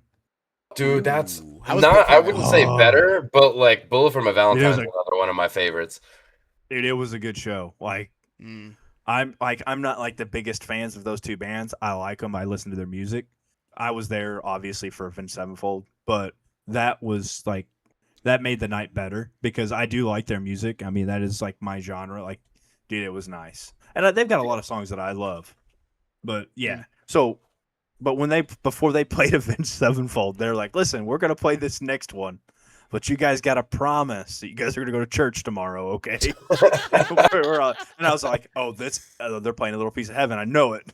I know that's what they're getting ready to play. And then the da-na-na-na, that come playing, and I was like, yes. Oh, dude, that's so sick. I've never seen them live. That's been on my bucket list for years because they're up there, like probably top 3 or 5 of my favorite bands. And Dude, man, What's I've your never favorite seen band them. right now? right now. Yeah, like if you had, Um, like you can only go see one concert right now, free of charge. Send it. Dude, I Ride mean, the me and Chip rail. were talking about them the other day. For Today, that's who I'd Oh go see yeah. right now. I've been For so Today. into them. Yeah, they're a Christian metal band. Okay. And But they're not like Creed was Christian, like rock and roll. Like they kind Well, of hinted to it. Like no, For Like- Today is like their lyrics are biblical. verses, yeah, Yeah. and like And they are there's even heavy breakdowns metal. where like they like he just starts like preaching almost, and it's like chugging behind it, and it's heavy, and it's beautiful. It really hits my emotions honestly because it's the music that I like, because I've tried to get away from some of the, I guess, like the satanic metal, because it just doesn't really float my boat anymore, you know. Well, So sometimes you're I like, just man, can't get with it, you the know. music is great, but then you hear the lyrics and you're like, Yeah, I'm not about it. that's I it's can't. never rough. been the it's never been the lyrics a whole lot for me either. It's always been the music. Yeah, Like, it's yeah, always been the yeah, instruments. yeah. And that's what, like, I was talking to a buddy. It's been a while back, but I was like, I get hymnals in church. Like, I get it. Like, that's the, that's praising God. Like, understand it. But it's like that music that doesn't really speak to me the way a heavy, like a guitar, like a jamming guitar does. Like, Yeah. that, I break it. I kind of explain it like it's a language. That's the language I talk. I speak. I Yeah. talk. I sound retarded. I'm also retarded, and that's how I speak. Like, but like that's what I understand when I hear it like that. I'm more apt to listen to it and pay attention than I am an organ. Yeah. An organ used in the right way for me will catch my attention. Yes, but the double bass, snares, and a heavy drop D chug. That's what I'm looking for. Yep. Yeah, I totally But agree. praising God behind it. Yeah. Yeah. And that's like what he was just saying. Like, that's For Today. That's what they like.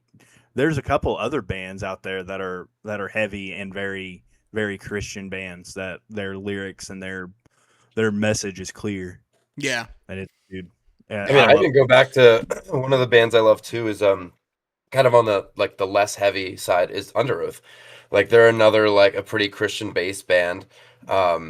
Under Oath has been my favorite for a very long time, and there's a song. Oh man, I'm blanking on the song, but there's a breakdown, and right before the breakdown, he says, "Jesus, I'm ready to come home," and then it just gets like heavy, and you're like, dude, it hits you right in those Oh, yeah. feels, and I'm like, man, like it pumps me up every time I hear it, dude. I love it. The Psalms are still sung in the Eastern churches like the Orthodox churches.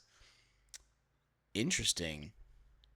Dude, Joe, I've had some of the Man, most you wanna- interesting conversations about religion and stuff I've ever that had. man in my knows. life. With he Joe? knows theology. Yeah, it is Might incredible. have had him man. on here for a theology night. That'd be fucking Dude, I I didn't badass. get into it as much as him and Dilla did because I had to bounce out on that conversation Mhm. because I had to go to bed. But man, he knows his stuff. Oh, we've had a couple Damn. like almost 3 a.m. mornings where I'm just like, Oh, God damn, those we've are the been best talking though, for man. this Those are long. the best conversations.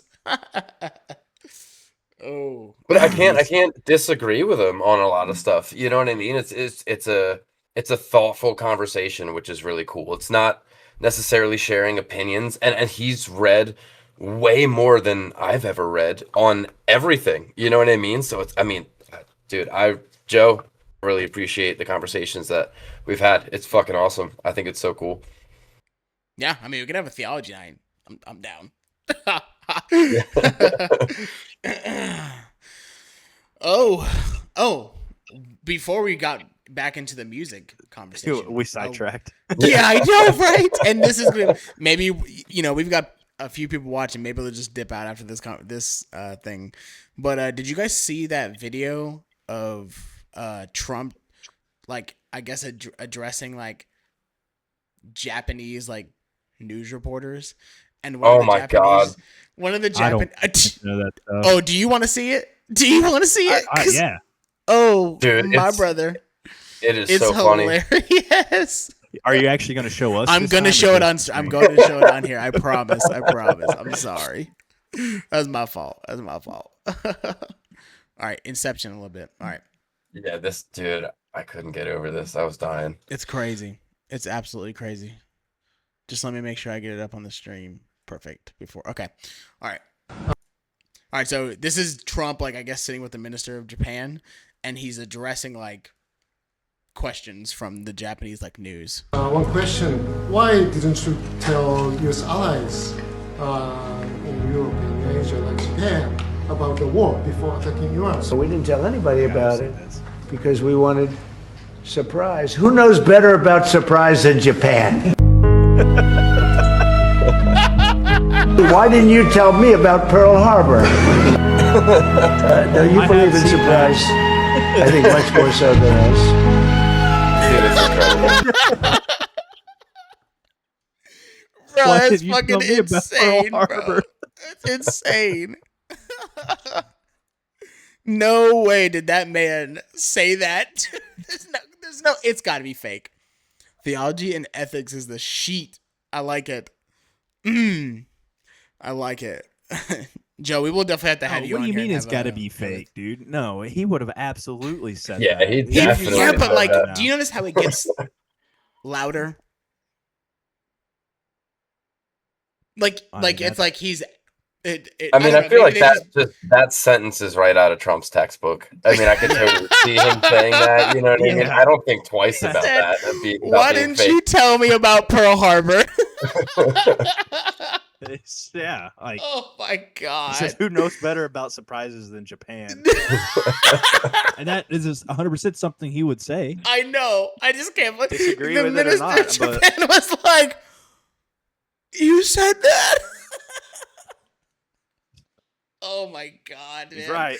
Yo, I'm sorry. It's a I know. reality I know show, that dude. this is supposed to be a gaming is. It's all- podcast, but I had to bring that up. I saw that earlier today. I was like, "This is just too good. This is just too good." It's all a reality show. Dude, Not it to- is. Not to It's just- segue it back to Avenged Sevenfold, but their last album, The Stage. Yep. That's what it was about. Oh gosh. Oh, fuck. Or even going back further, Critical Acclaim. That song. Yeah. That was another like protest kind of song. Fuck Yeah. you. I think they literally say that in the lyrics. Yeah. The lyrics say that. That's another song that's always on my workout playlist. That part That right there, that fuck Unholy you scream. Confessions. Yeah. Yeah. I was like Unholy scream. Confessions. I Scream learned was pretty Unholy Confessions actually. Yeah, it was Not one of all the of first it. songs I learned. Just like the Yes. like that. Did Tried you to learn all of it, but man, it's not easy. No. Are you a Bad Omens fan? Chode? I probably heard them. I mean, it's like I said, it's not something I wake up Yeah. in the morning. You've and I'm like, definitely "Yeah, heard listen to it." their one song. I forget the name of that one song, but their Death of most. Peace of Mind. Yeah, Probably. yeah. That's Yeah, I That- could wait for you at the bottom. Yeah. Yeah. That's There's one band that I know about, and that's Avenged Sevenfold and Creed. Like I like Creed too. and Creed. Yeah, that's my two bugaboos right there. Have you seen Creed live? Yes, Yeah. It's, I saw them. I saw them the month I got hurt. Back last August 24 on their Summer of '99 tour. It was amazing. I loved it. Oh, that's It sick. was awesome. Summer of '99. Yeah, that was the tour. Summer of '99. Oh, okay. Yeah, I was like, Chode, I know you're not that much older than me. There's no way. I I was born in 5. 92. I could have absolutely been there. Yeah. I was I was- was 7, 8, 6. I don't math. no, I was 4. I was 4, depending on the day. But I was like, what? But no, Ugh. I absolutely, yeah, dude, I love them. Like Creed, love them in Sevenfold. Everything else is just kind of in between. Mm. Like that's any other bands that I have in They're my. just like, They're it's there. just like they're filling in the space between a Creed song and an Avenged Sevenfold song. Yeah, makes sense. Honestly, like to be honest. That's crazy. And then you've got some, and then I've got some like little sprinkles of other stuff in there, like For Today, like they're in there. There's a guy. you a Skillet his fan? name is some Skillet, yeah. I'm trying to think. 1,000 Foot Leo. Crutch is also considered Christian too, aren't they? I think. I don't know if you guys Trying ever to- heard of them. What is I don't the know. 1,000 Foot Crutch? They're pretty good. any band that took a song and made a metal version of it?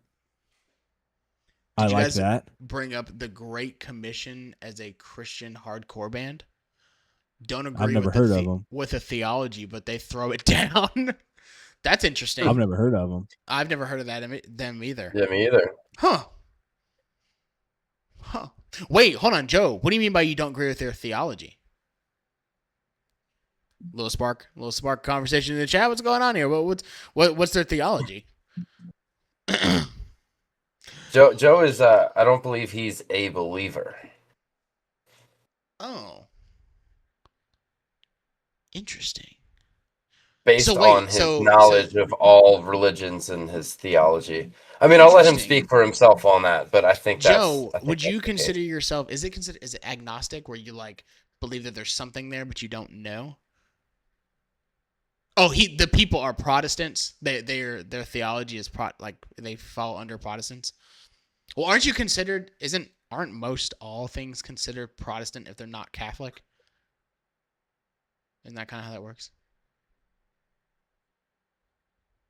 I'm not, honestly, I'm on organized religion. Like, I have my beliefs and everything, but like organized wise, I'm not, dude, I don't have as much. That's why I love talking to Joe, because he knows all of this stuff. Yeah, I don't know. I'm still learning. What do you consider yourself, Chode? Are you in I guess is the right word? I go to a Southern Baptist church. Southern Baptist. Do you believe in their like theology in regards to that, or are you okay? I wouldn't. Yeah, I mean, I've been baptized. I've been baptized under Southern Baptist Church, and dude, the way that my preacher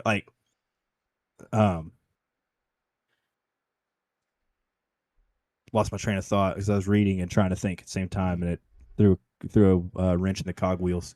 The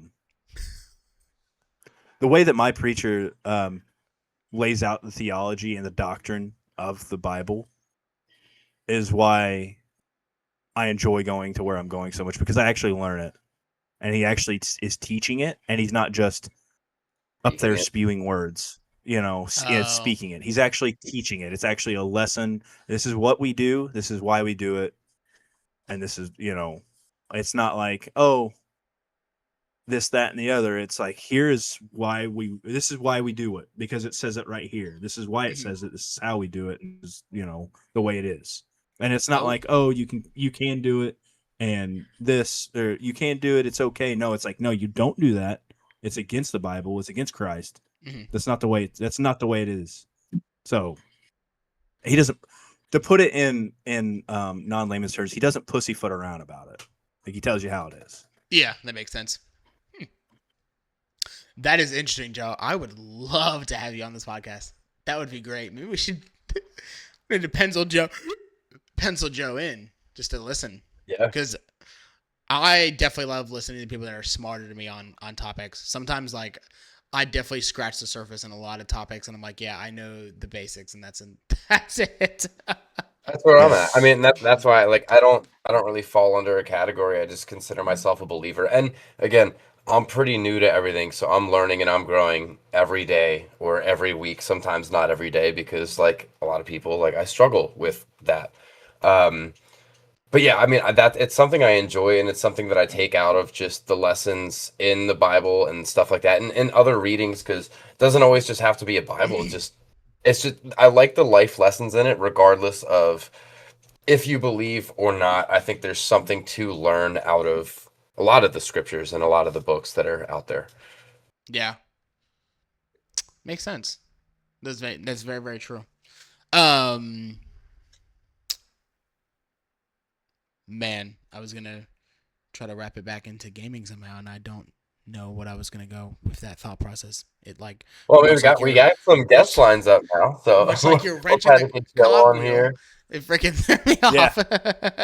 That's a good saying. I like that. Dude, that's what happened. Like, I was trying to think, and then I seen Joe comment, and I was trying to read that. So then my brain was like, wait, hold on, stop. Malfunction. Yeah. Oh my gosh. Oh wait, actually, I did want to ask you: have you guys watched? Have you guys caught up on like all of the like the anti-hero and like stuff for the past week? I haven't. You haven't? I have. I've not either. I missed the open mic. I've kind of dang it, checked that sounds into, yeah, I've kind of checked into the regular broadcasts while I'm at work. I kind of just listen while I'm Yeah. working, so I wasn't like paying attention. I haven't been in chat, and I missed the open mic this week. I saw you mention something earlier, and I was like, oh, I should try to catch up a Dude, little bit. I Yeah, never got CC to was it. so CC and Nick basically were wearing something very similar, like some type of American flag, obviously. And CC was like, "Dude, this is a romper or a onesie." He said it's a onesie, and so he stood up and showed it. And I was like, "Dude, we should get counterculture rompers."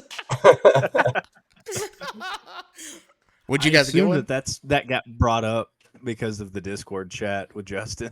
Would you guys buy one? Oh, If they made probably it? not. What? No. Come on, guys.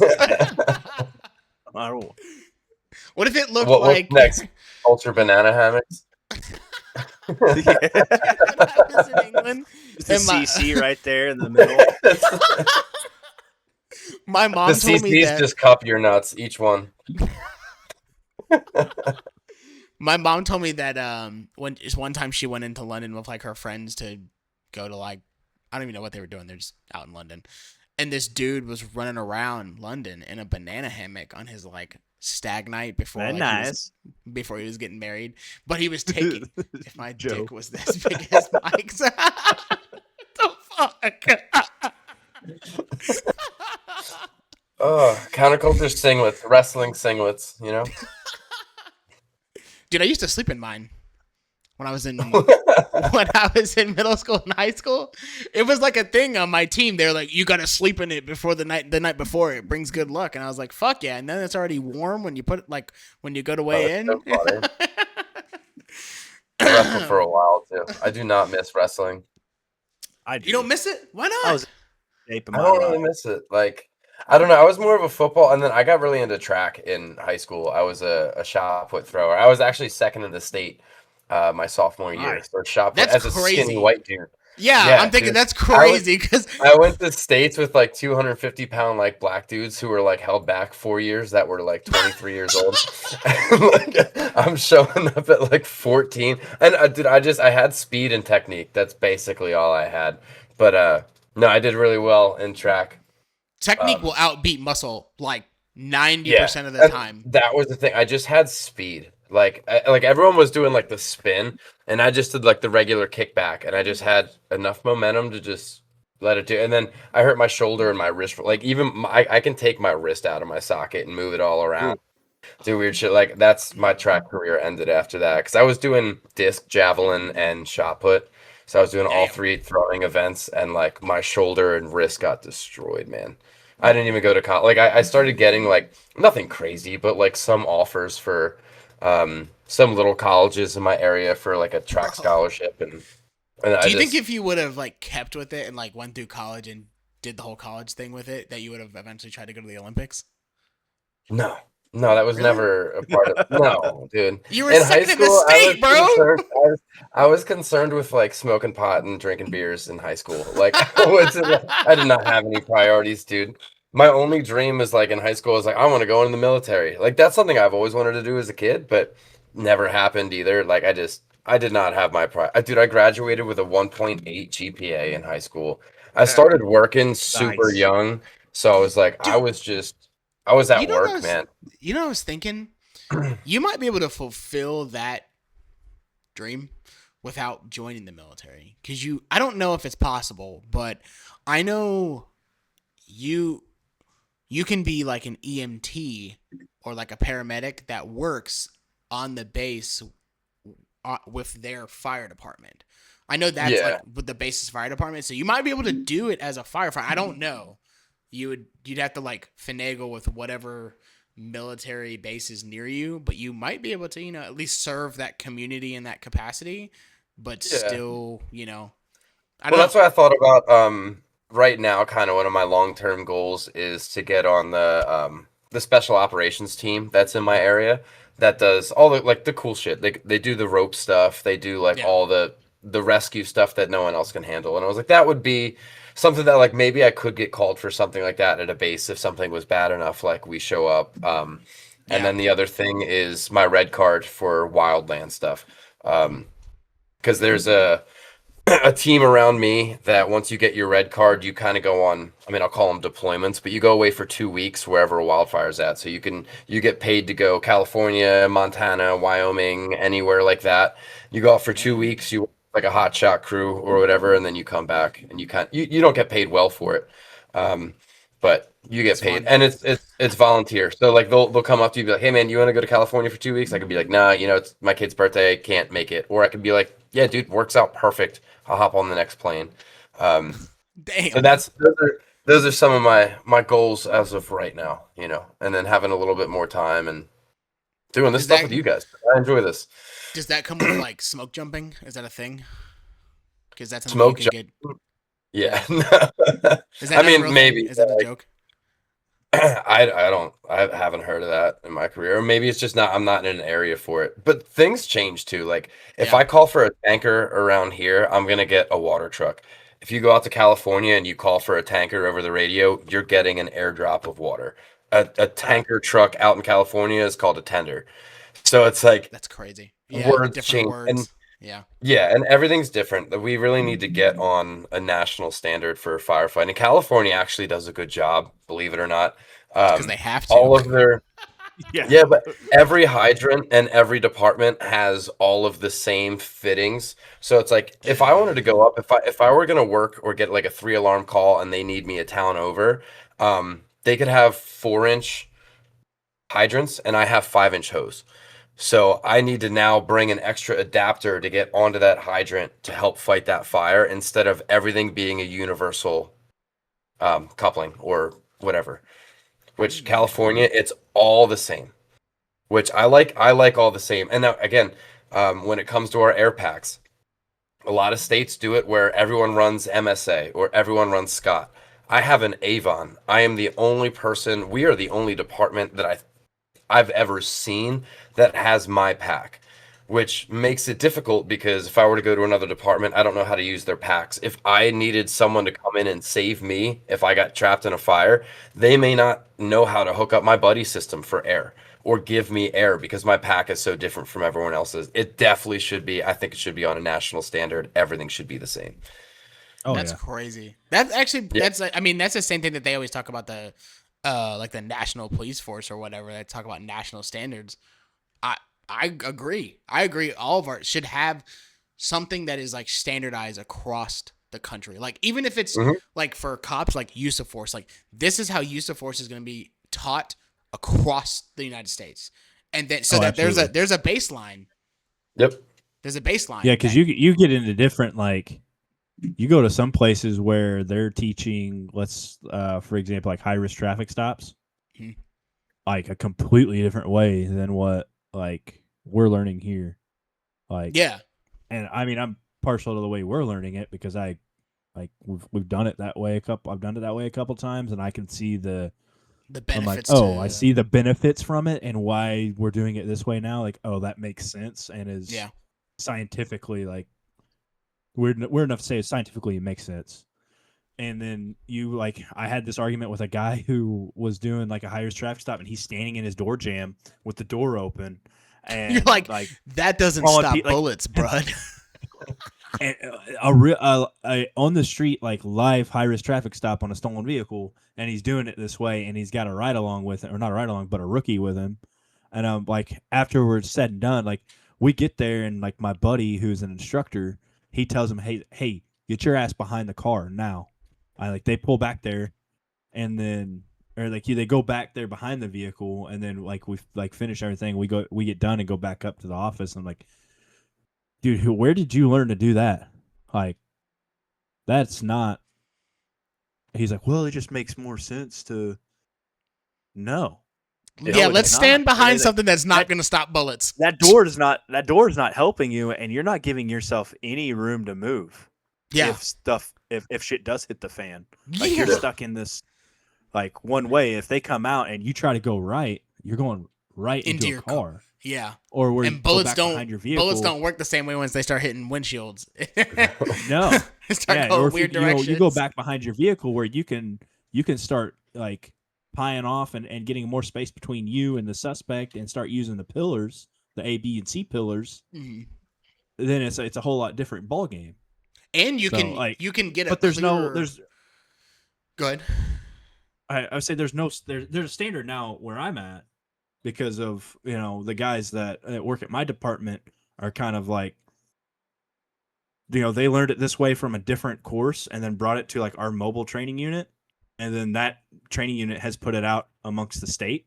So like it's been taught that way. I know in the southern portion, it's being taught that way, the way that we do it now, where like some places, like different states probably do it different than that. And Yeah. maybe they're doing it because I don't know. I've never been to those states and trained that the way they do it. They may be doing it a different way that works just as well. Or they're doing it the old way where they get out and are in between the door jam, you know, with the door open and everything else. But Yeah. Yeah, it's crazy. I don't understand. but a national standard on it, like a national standard, national training unit that goes around and teaches the thing, like everybody's learning it this way. So like if for some reason there's like some kind of disaster or some kind of like, you know, God forbid, some kind of mass casualty thing where like it's like, hey, you know, we're pulling 2 guys from this department, sending them over to this city or whatever, and you guys are gonna go help with this. We can all go there and be on the same playing field with Yeah. training. Same TTPs. On something exactly. where you know. Yeah. But back I don't to know that anything like that would ever happen, but just They- saying, like, well- if you know, the way things are going right now, it very well could. The thing about it is like very much like you said, the way that our just country is structured, like you've got city cops that patrol within their city, and then you've got your sheriffs that patrol the county, and then you've got your state that they have jurisdiction over the whole state. Well, the feds don't really have, like, they've got their jurisdictions in their In their sectors and stuff Yeah, like that, but, but like, it's like they they have don't- the to amount of almost be invited in. Yeah, the amount of They're like authority that vampires. they don't have. Like when I chose to be a border patrol over going up to Alaska to be an Alaska state trooper, my brain thought, "Oh, federal, right? Like I'm going to get this Yeah. like federal authority." No. You don't it like doesn't work like that. Yeah, no, the amount of like red tape and like skirting around, not around the Constitution, but staying within the Constitution to do your job. Like maybe I shouldn't say this, maybe I should. I don't know, but where I worked, we used to have a checkpoint, and we would, like, everybody that was going north had to go through our checkpoint. And checkpoints for the Border Patrol have always been this like contention of like, is this constitutional? Like you're making me as a citizen divert into this checkpoint, and you're stopping me no matter what. Like you can't just go around the checkpoint. It's illegal. Well, it's not illegal, but like we'll chase you. If you dodge the checkpoint, you're getting dudes chasing you. So, but yeah, so like we have to inspect everyone that's in the car to make sure that you're legally here within the United States. So But what's there was a guy for the stop. Huh? What's the probable cause for the stop? Exactly, right? What is the probable cause, Yeah. right? The only thing that you can articulate is that you're within a certain distance from the border. There's really only one other place that you could have came from the south, like from the border. I mean, technically there was a cactus monument down there that people would go down there and camp. But like, yeah, that's what I'm saying. So there was a guy that used to work with, he was like, I feel like if someone truly brought up the whole thing about the checkpoints to the absolutely could, Supreme dude. Court, it would probably win and we would lose them. It being against your Fourth I would have Amendment to right. like try. I'd have to research into that, but I think the courts have already deemed that those are unconstitutional. No, it's the opposite. They've actually deemed them lawful. Like they're within the Constitution, but for certain, it has to be like specific. Yeah, it's very they're, specific. It's like it can't just be. It can't just be willy nilly. Like it has to be like a pretty good reason. What do you mean? Now I gotta look it up. Hold on. Yeah, I can't remember the case law that it's literally on a sign. Like as you pull up to the checkpoint, there's an agent standing here, and then there's like a sign that says, according to blank versus blank, you like it's like within the constitution for this to happen, blah blah blah blah. For people that want to argue about it, it's freaking ridiculous. Public safety, but that's for DUIs. State, But like for Department of State example, Police okay, first so fifth in 1990. you come to my checkpoint, right? In Arizona, it's legal to have they have marijuana cards and stuff like that. You come to my checkpoint, my dog sniffs, or the dog sniffs and says, "Hey, it alerts." Same secondary, they run your car, they find your weed. We typically take it from you because it's illegal to have drugs on federal property, and the checkpoint is considered federal property. But it's in the state that allows it. It's crazy, dude. I remember because we pulled this guy, and I was like, but technically, like when you have a medical marijuana card, you're only supposed to have it at your house. Like you're not supposed to be driving around with it. That's true too. Yeah, there's a lot of. So it's like you're kind of like you're being a shitbag, bro. And he's like, I need it for pain, and you're like, but you're gonna drive impaired, like the fuck. Well, yeah, that's the other side of it Yeah. too. Yeah, you're supposed to use it within your own home, not operate motor vehicles. It's like exactly, yeah. So it's very the same way, but people don't do that with prescriptions though, because a lot of prescription like pain medication stuff like that are the same way. Which is technically, crazy, but like that doesn't get enforced. That I feel like that much. I mean, I don't know. I'm not on that side of it. If you but really want to play that game, though, like just Tylenol technically can alter your mental status on whether or not you can operate heavy machinery. Like you could play that game, like if you want to. Yeah, it's not Graham versus Connor, is it? That's has to do with the shooting. I think that was a shooting. No, it's United States versus Martinez. Yes, Martinez Flores or whatever. Yep, I remember that man now. Yep, had to take a test on that guy. Oh man, good times. I was on the checkpoint team for like 6 months. Bad decision. Before anybody questions my knowledge on the checkpoint thing, questioning it, we don't do those. So you guys don't do DUI checkpoints? No. Really? No, we'll just find them. You just find them? Yeah, ISP will do them. Oh, okay. But like that's more of a trooper thing. Oh, that does make sense. We're busy handling like I would say real actual crimes. DUIs are really, but no, like seriously, we're busy handling like calls for service, man. Like I don't like have time. Like are you I can't go to a checkpoint. Loving the content. gaming platform talking about law enforcement. That's my wife as she plays Spyro. Oh man. Well, Megan, it's great to see you in the chat. But I wanted to ask you, Chode, are your guys, your ISPs, do they have like super like high authority where you are? No. Like not higher than you, but like so in North Carolina, that's where I'm from, guys. If like I remember someone saying that like if you're like say I don't know a Raleigh City Police or something like that is on a traffic stop and state troopers pull up, the state troopers end up having like the command, like they take over the command of what's going on. We don't. Like they may like let the guy lead it, but like they're gonna eventually end up doing all the paperwork for it and all that stuff. No. Now if a trooper comes up and I've got a DUI and he's like, "Hey, I'll do that DUI." Okay. Like, yes, you will. But if you're in my county, like no, the sheriff's got is the top law enforcement officer of the county. Okay. And then and his deputies. So I mean, but nobody around here is going to do something like that either. It's like that's a huge stepping on toes power trip move. Like nobody's doing that. Like no. Like but now to say like I can go anywhere inside the county and handle anything that happens. Like if I'm inside one of the cities, like there's like if they get a call for service, I can go take that call. Yeah, exactly. Now not I can go take that call as in I can go handle it. Like if those guys are busy or if they can't get to it or they're like, hey, or I'm just handing out, I'll go do that. You guys get something else going on. I'm not going to go there and like show up and be like, don't worry, I'll handle this. Like, no, I'm taking command. That's douchebag shit. Like you're not going to do that stuff. Like, but no, if I'm on a traffic stop, like that's my traffic stop. Like I'm the one that's controlling that scene. I'm the one that's in control of the scene. Nobody else is going to come up there. Now, if my boss shows up and I'm doing something out of whack, and or if I'm doing something out of whack and there's another officer there, like they need to put me in my place. Yeah, absolutely. That makes sense.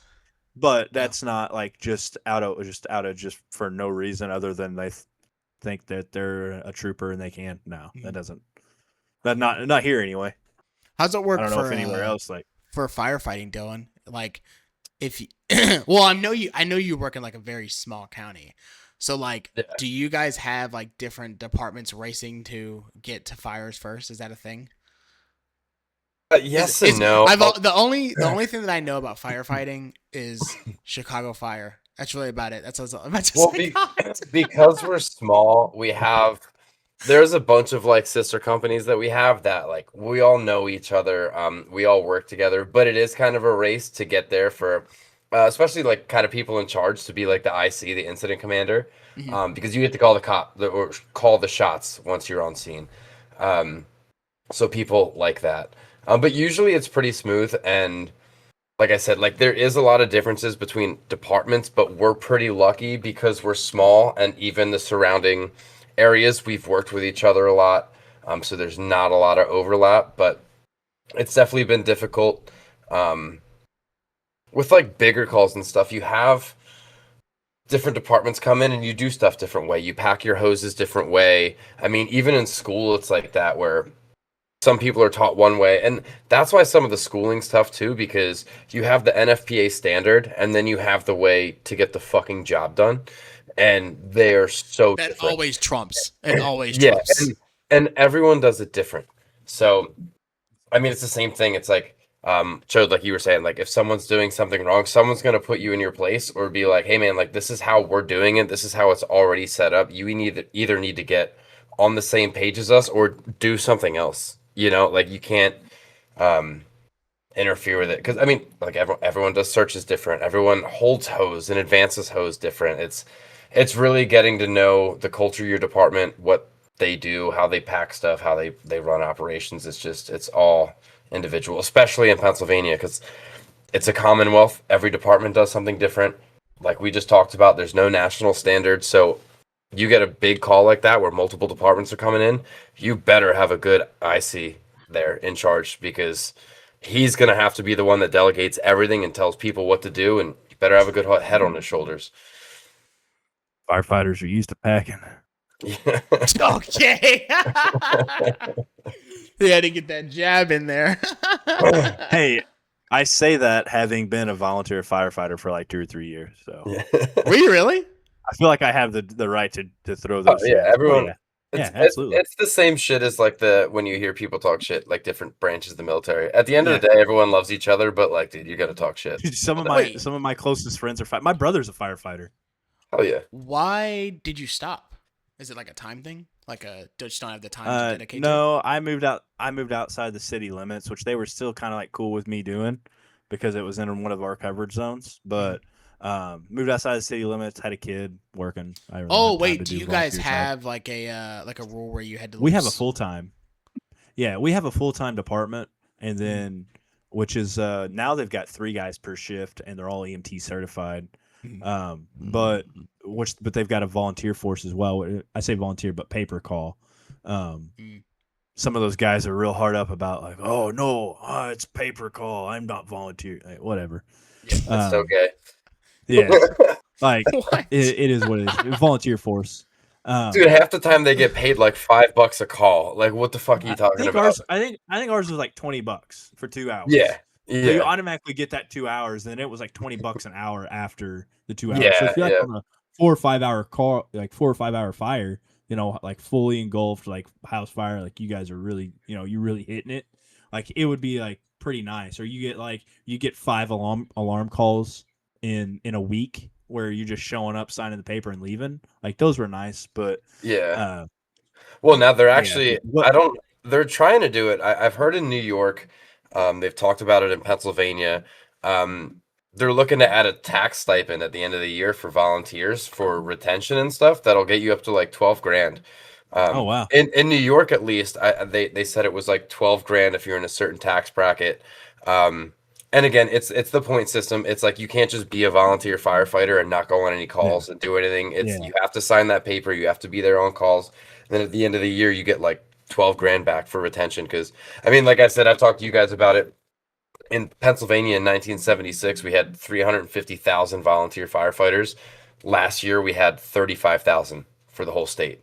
So Yeah, it's we're wild. down a lot. And it's like that across the board with like first responders and you know, Mhm. firefighters, the second responders.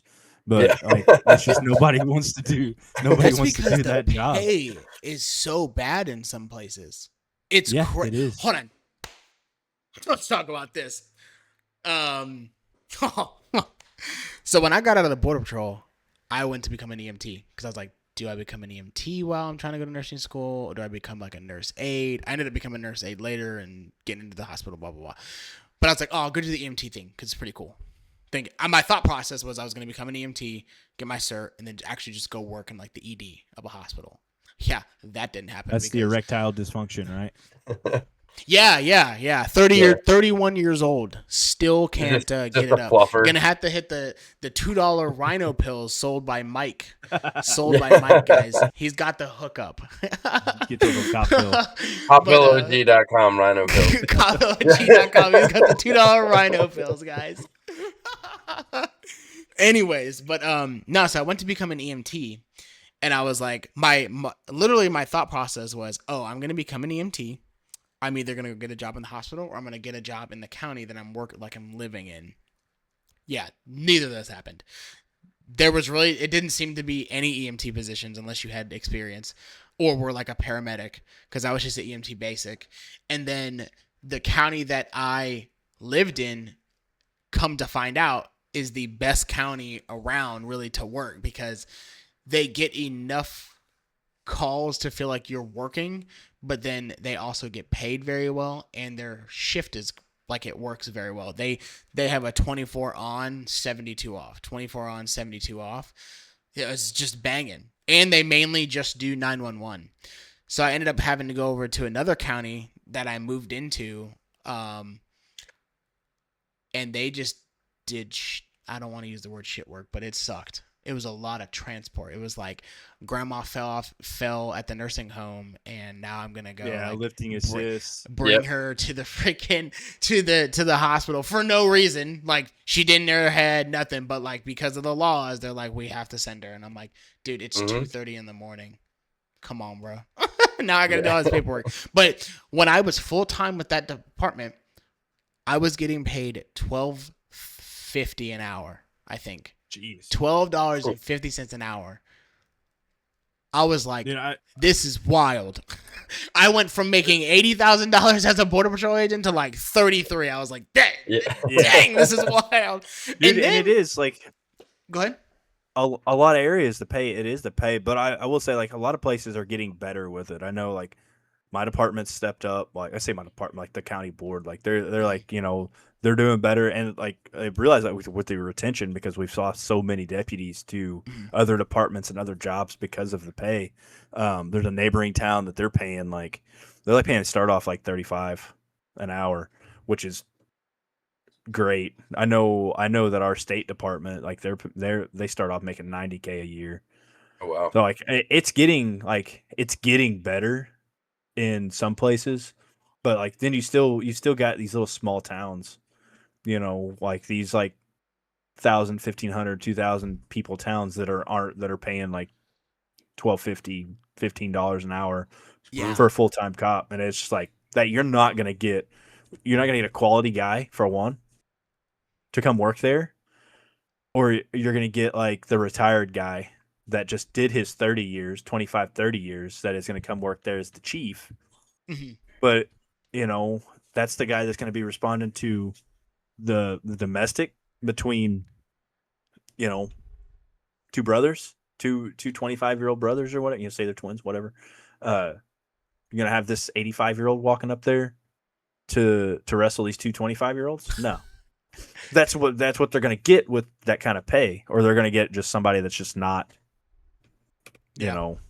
Well, and that's how it is with firefighters too. I mean, right now in my state, everything's on the department to pay you for training.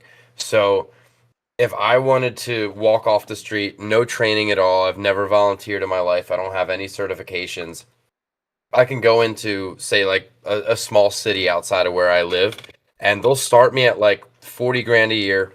They'll pay for all my training and everything, and then I keep that $40,000 a year after my training, if I go in with all my training, they jump you up to almost 90 grand a year.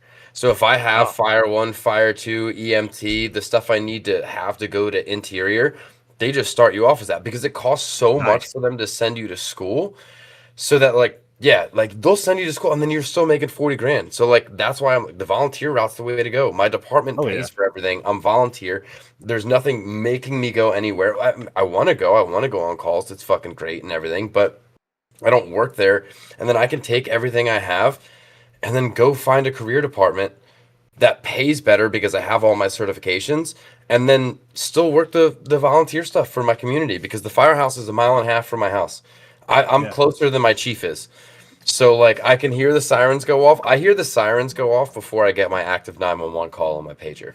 So it's like I can get there quick. Yeah. What's going on? We had a kid in my nursing school that was he was an EMT and he worked for he would say crazy things like he'd be sitting in like class and he'd have his radio I guess he worked the night before or something like that, but he'd have it like really low, like so low you could barely hear it, but just enough that you're like, dude, what? We're in class. Like, are you gonna leave class? Are you gonna leave?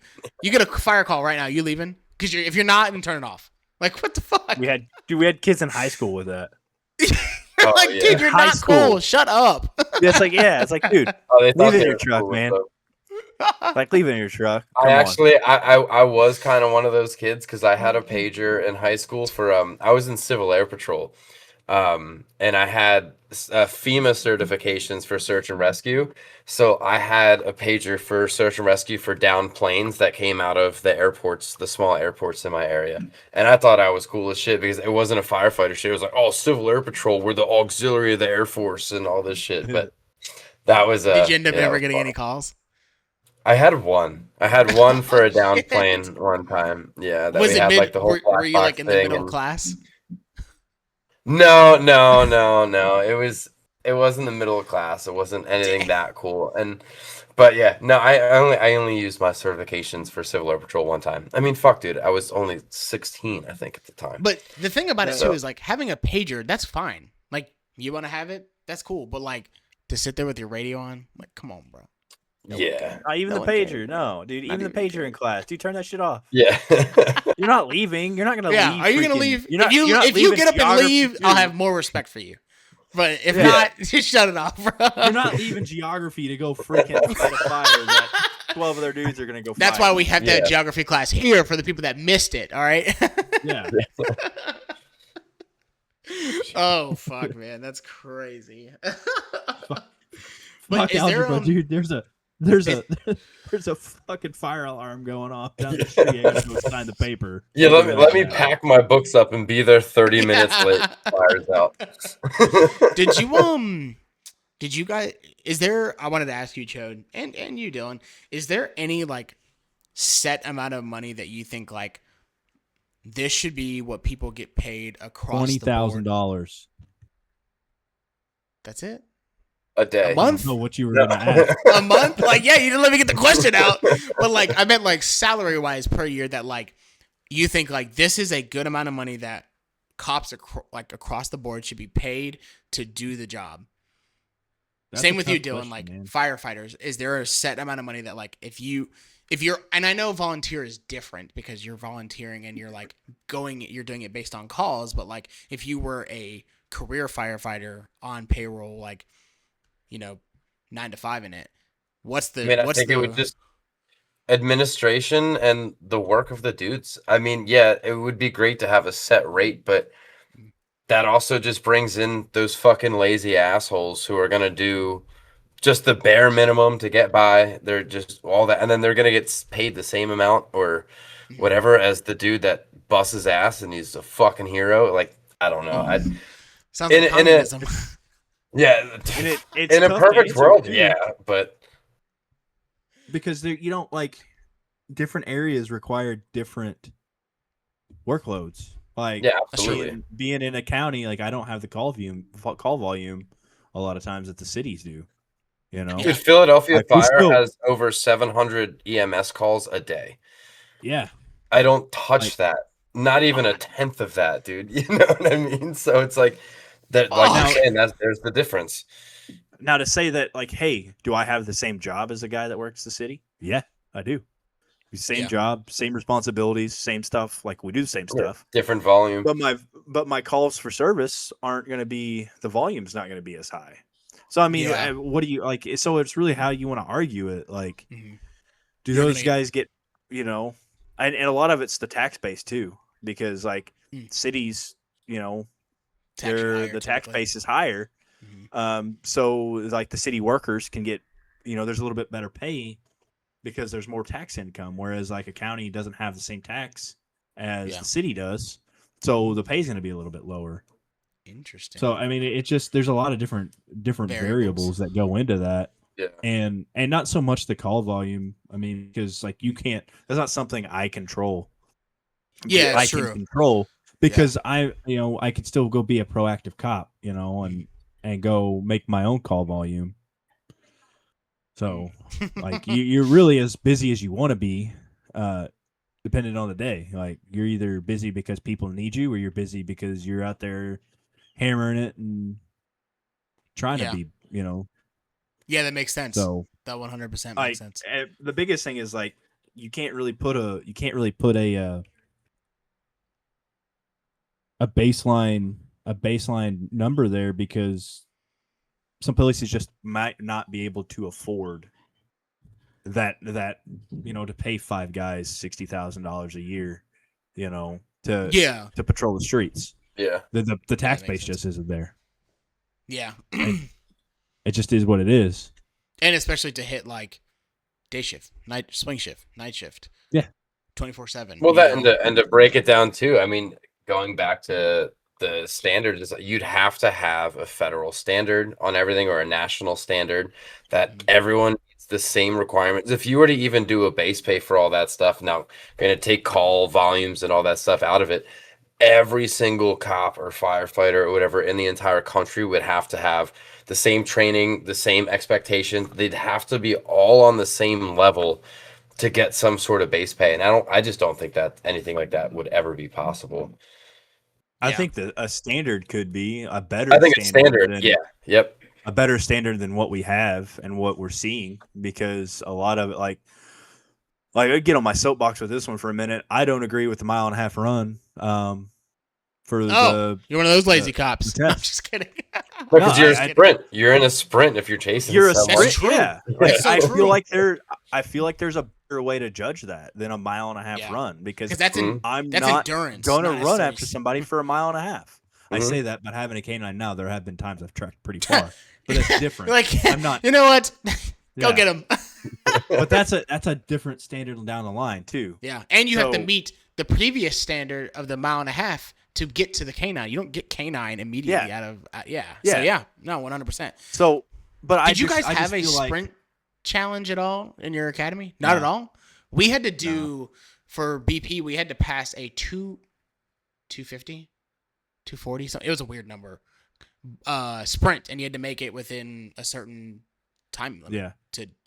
To pass, along with an obstacle course and a mile run. I feel sit-ups. I feel like an obstacle course would be ideal. Some kind of obstacle course with a standard time. 100-yard. Hold on, buddy. 100-yard dash, I think, would be another, like a set time on that, because that's about. I mean, you have foot chases that go further than that, but I mean, if you're gonna catch somebody, you're catching them right there. Like, or they're gonna steam out, then you're gonna catch them down the way. Or if you get too far, I'm gonna go back get my squad and then go. 100 to 200 probably will do it like that. What else? Obstacle course, like some kind of sprint, like a buddy drag would be huge for, like, you have to do this to be a cop. Like, you have to be able to put this 150-pound dummy on your back, or drag this 50 yards in this standard amount of time.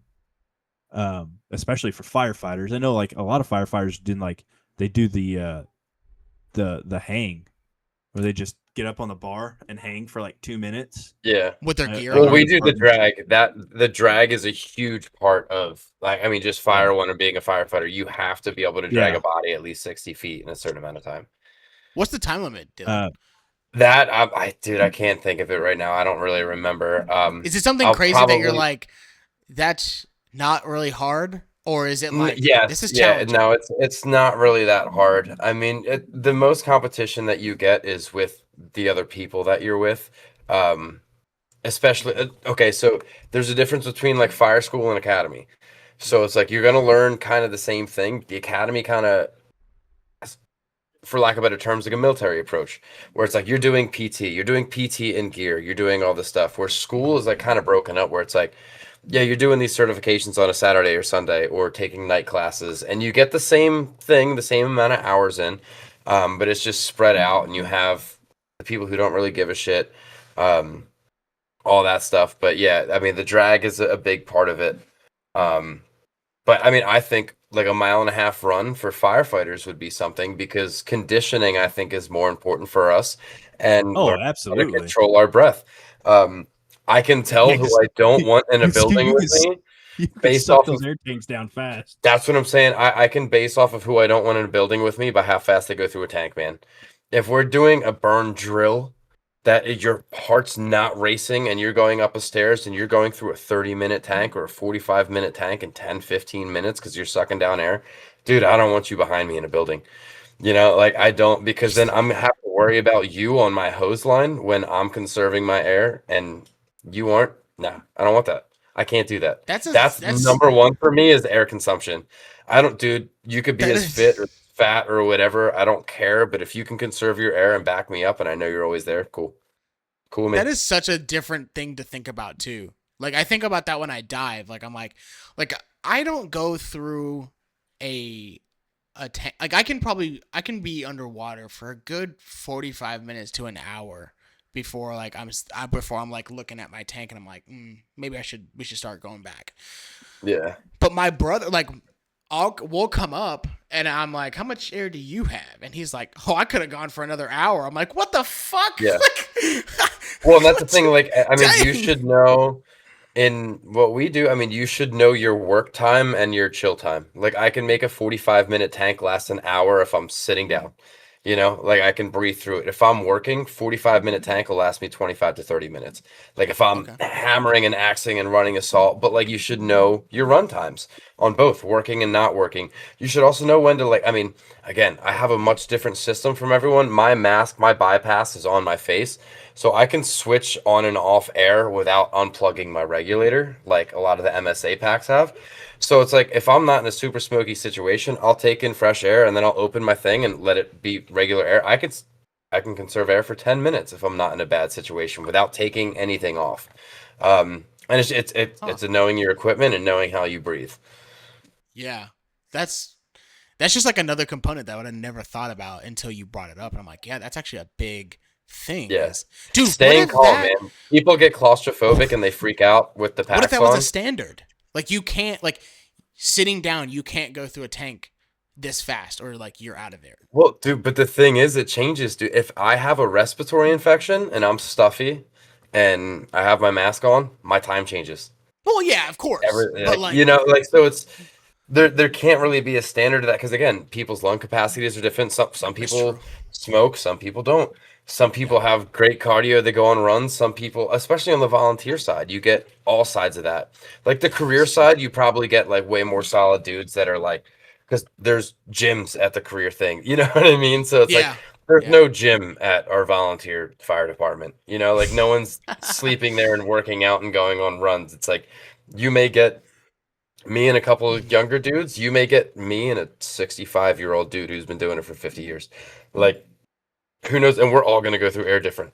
yeah, it's true. That's very true. And as you get older, your lung capacity does definitely diminish and stuff like that. That's true. Very, very true. Yeah, I'll tell you one thing that sucks with those MSA packs. We got to take the regulator off. You're running out of air on those fucking things, dude. Oh yeah, once you start sucking mask, you can't get nothing. Two fingers. Dude, I'm not for you. I freaked out so bad the first time that happened to me, and I'm just like pulling nothing. And I'm like trying to get that off too. Scary. That's where panic sets in. You see a lot of people panic in that situation because it's a very easy fix, but your brain just goes haywire because you just start there's nothing there. It's happened to me before. Like the claustrophobia kind of sets in, where like you're almost trying to take off everything because you can't breathe, and all you got to do is take off a regulator. Or on my mask, like I said, it's a switch kind of, so I don't even have to take anything off.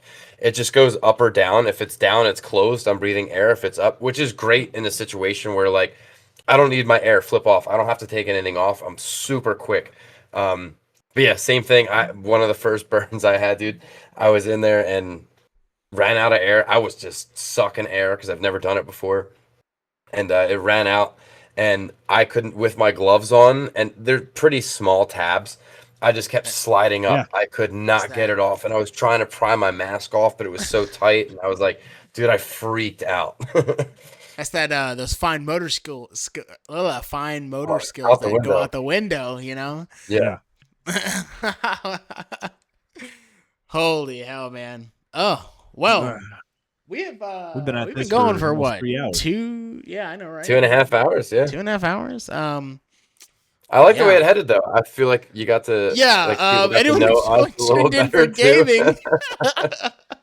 You got geography, you got some theology, you've got a little bit of music. Cop music. I mean, you got it all. But you know what? This is what we're here for. This is kind of what I wish. If you guys go check out the other channels on the Counterculture YouTube, this is kind of what I wish the Anti-Hero broadcast would do.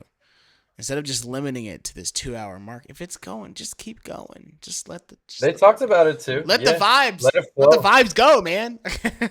Well, and that's what I like. I mean, even if we wanted to structure this a little more, I mean, I think speaking, if we shoot for the 2-hour mark from like 9 to 11, you know, we talk about gaming for the first hour, and then we bullshit for the second. You want to come and hang out, listen to what we have to say about music, theology, our jobs, whatever. It's cool, and then we could always relate it back to gaming, you know, somehow.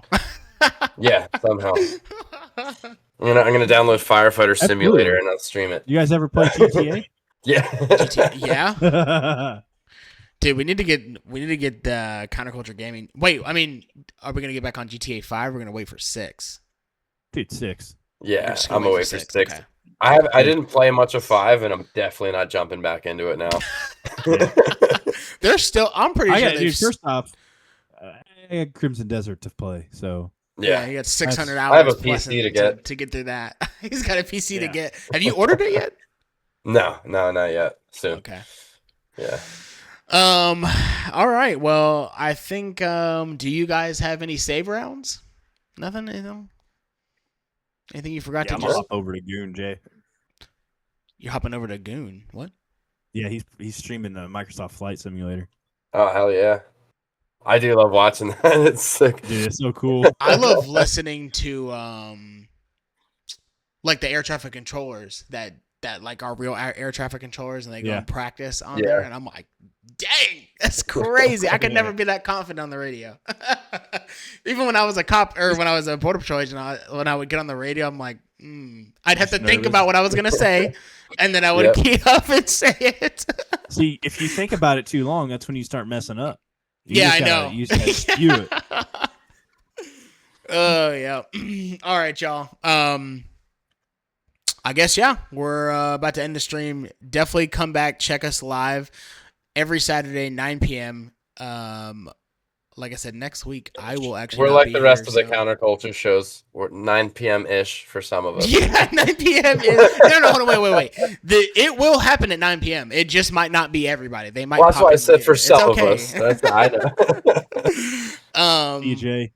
Yeah. DJ Ring. But yeah, catch us here on Twitch live 9 p.m. And then if you're watching this on YouTube, don't forget to like and subscribe to the Counterculture YouTube. It really helps us out. It helps out the algorithm for all the other shows that you can check out there. The links for that will be in the description. If you're, do I even need to put the links? I guess I don't, because you're watching it from the Counterculture YouTube. So and they're on the loading screen too. Yeah. Yeah. But yeah, man. Also, last thing, I gotta plug these two guys, or two other things. Check out the Counterculture Inc. threads. counterculture.com. Is that what it's called? Where you Mhm. can get all of your counterculture merchandise, shirts like this, these Prepare for War, and then check out the copvilleog.com. This is where you can get these awesome war hats and all your Copville OG stickers. Those links will be in the description. Definitely there. And I think that's it.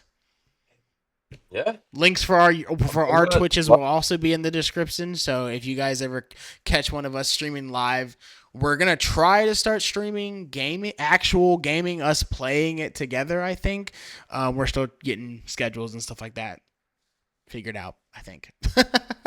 Yeah. But yeah.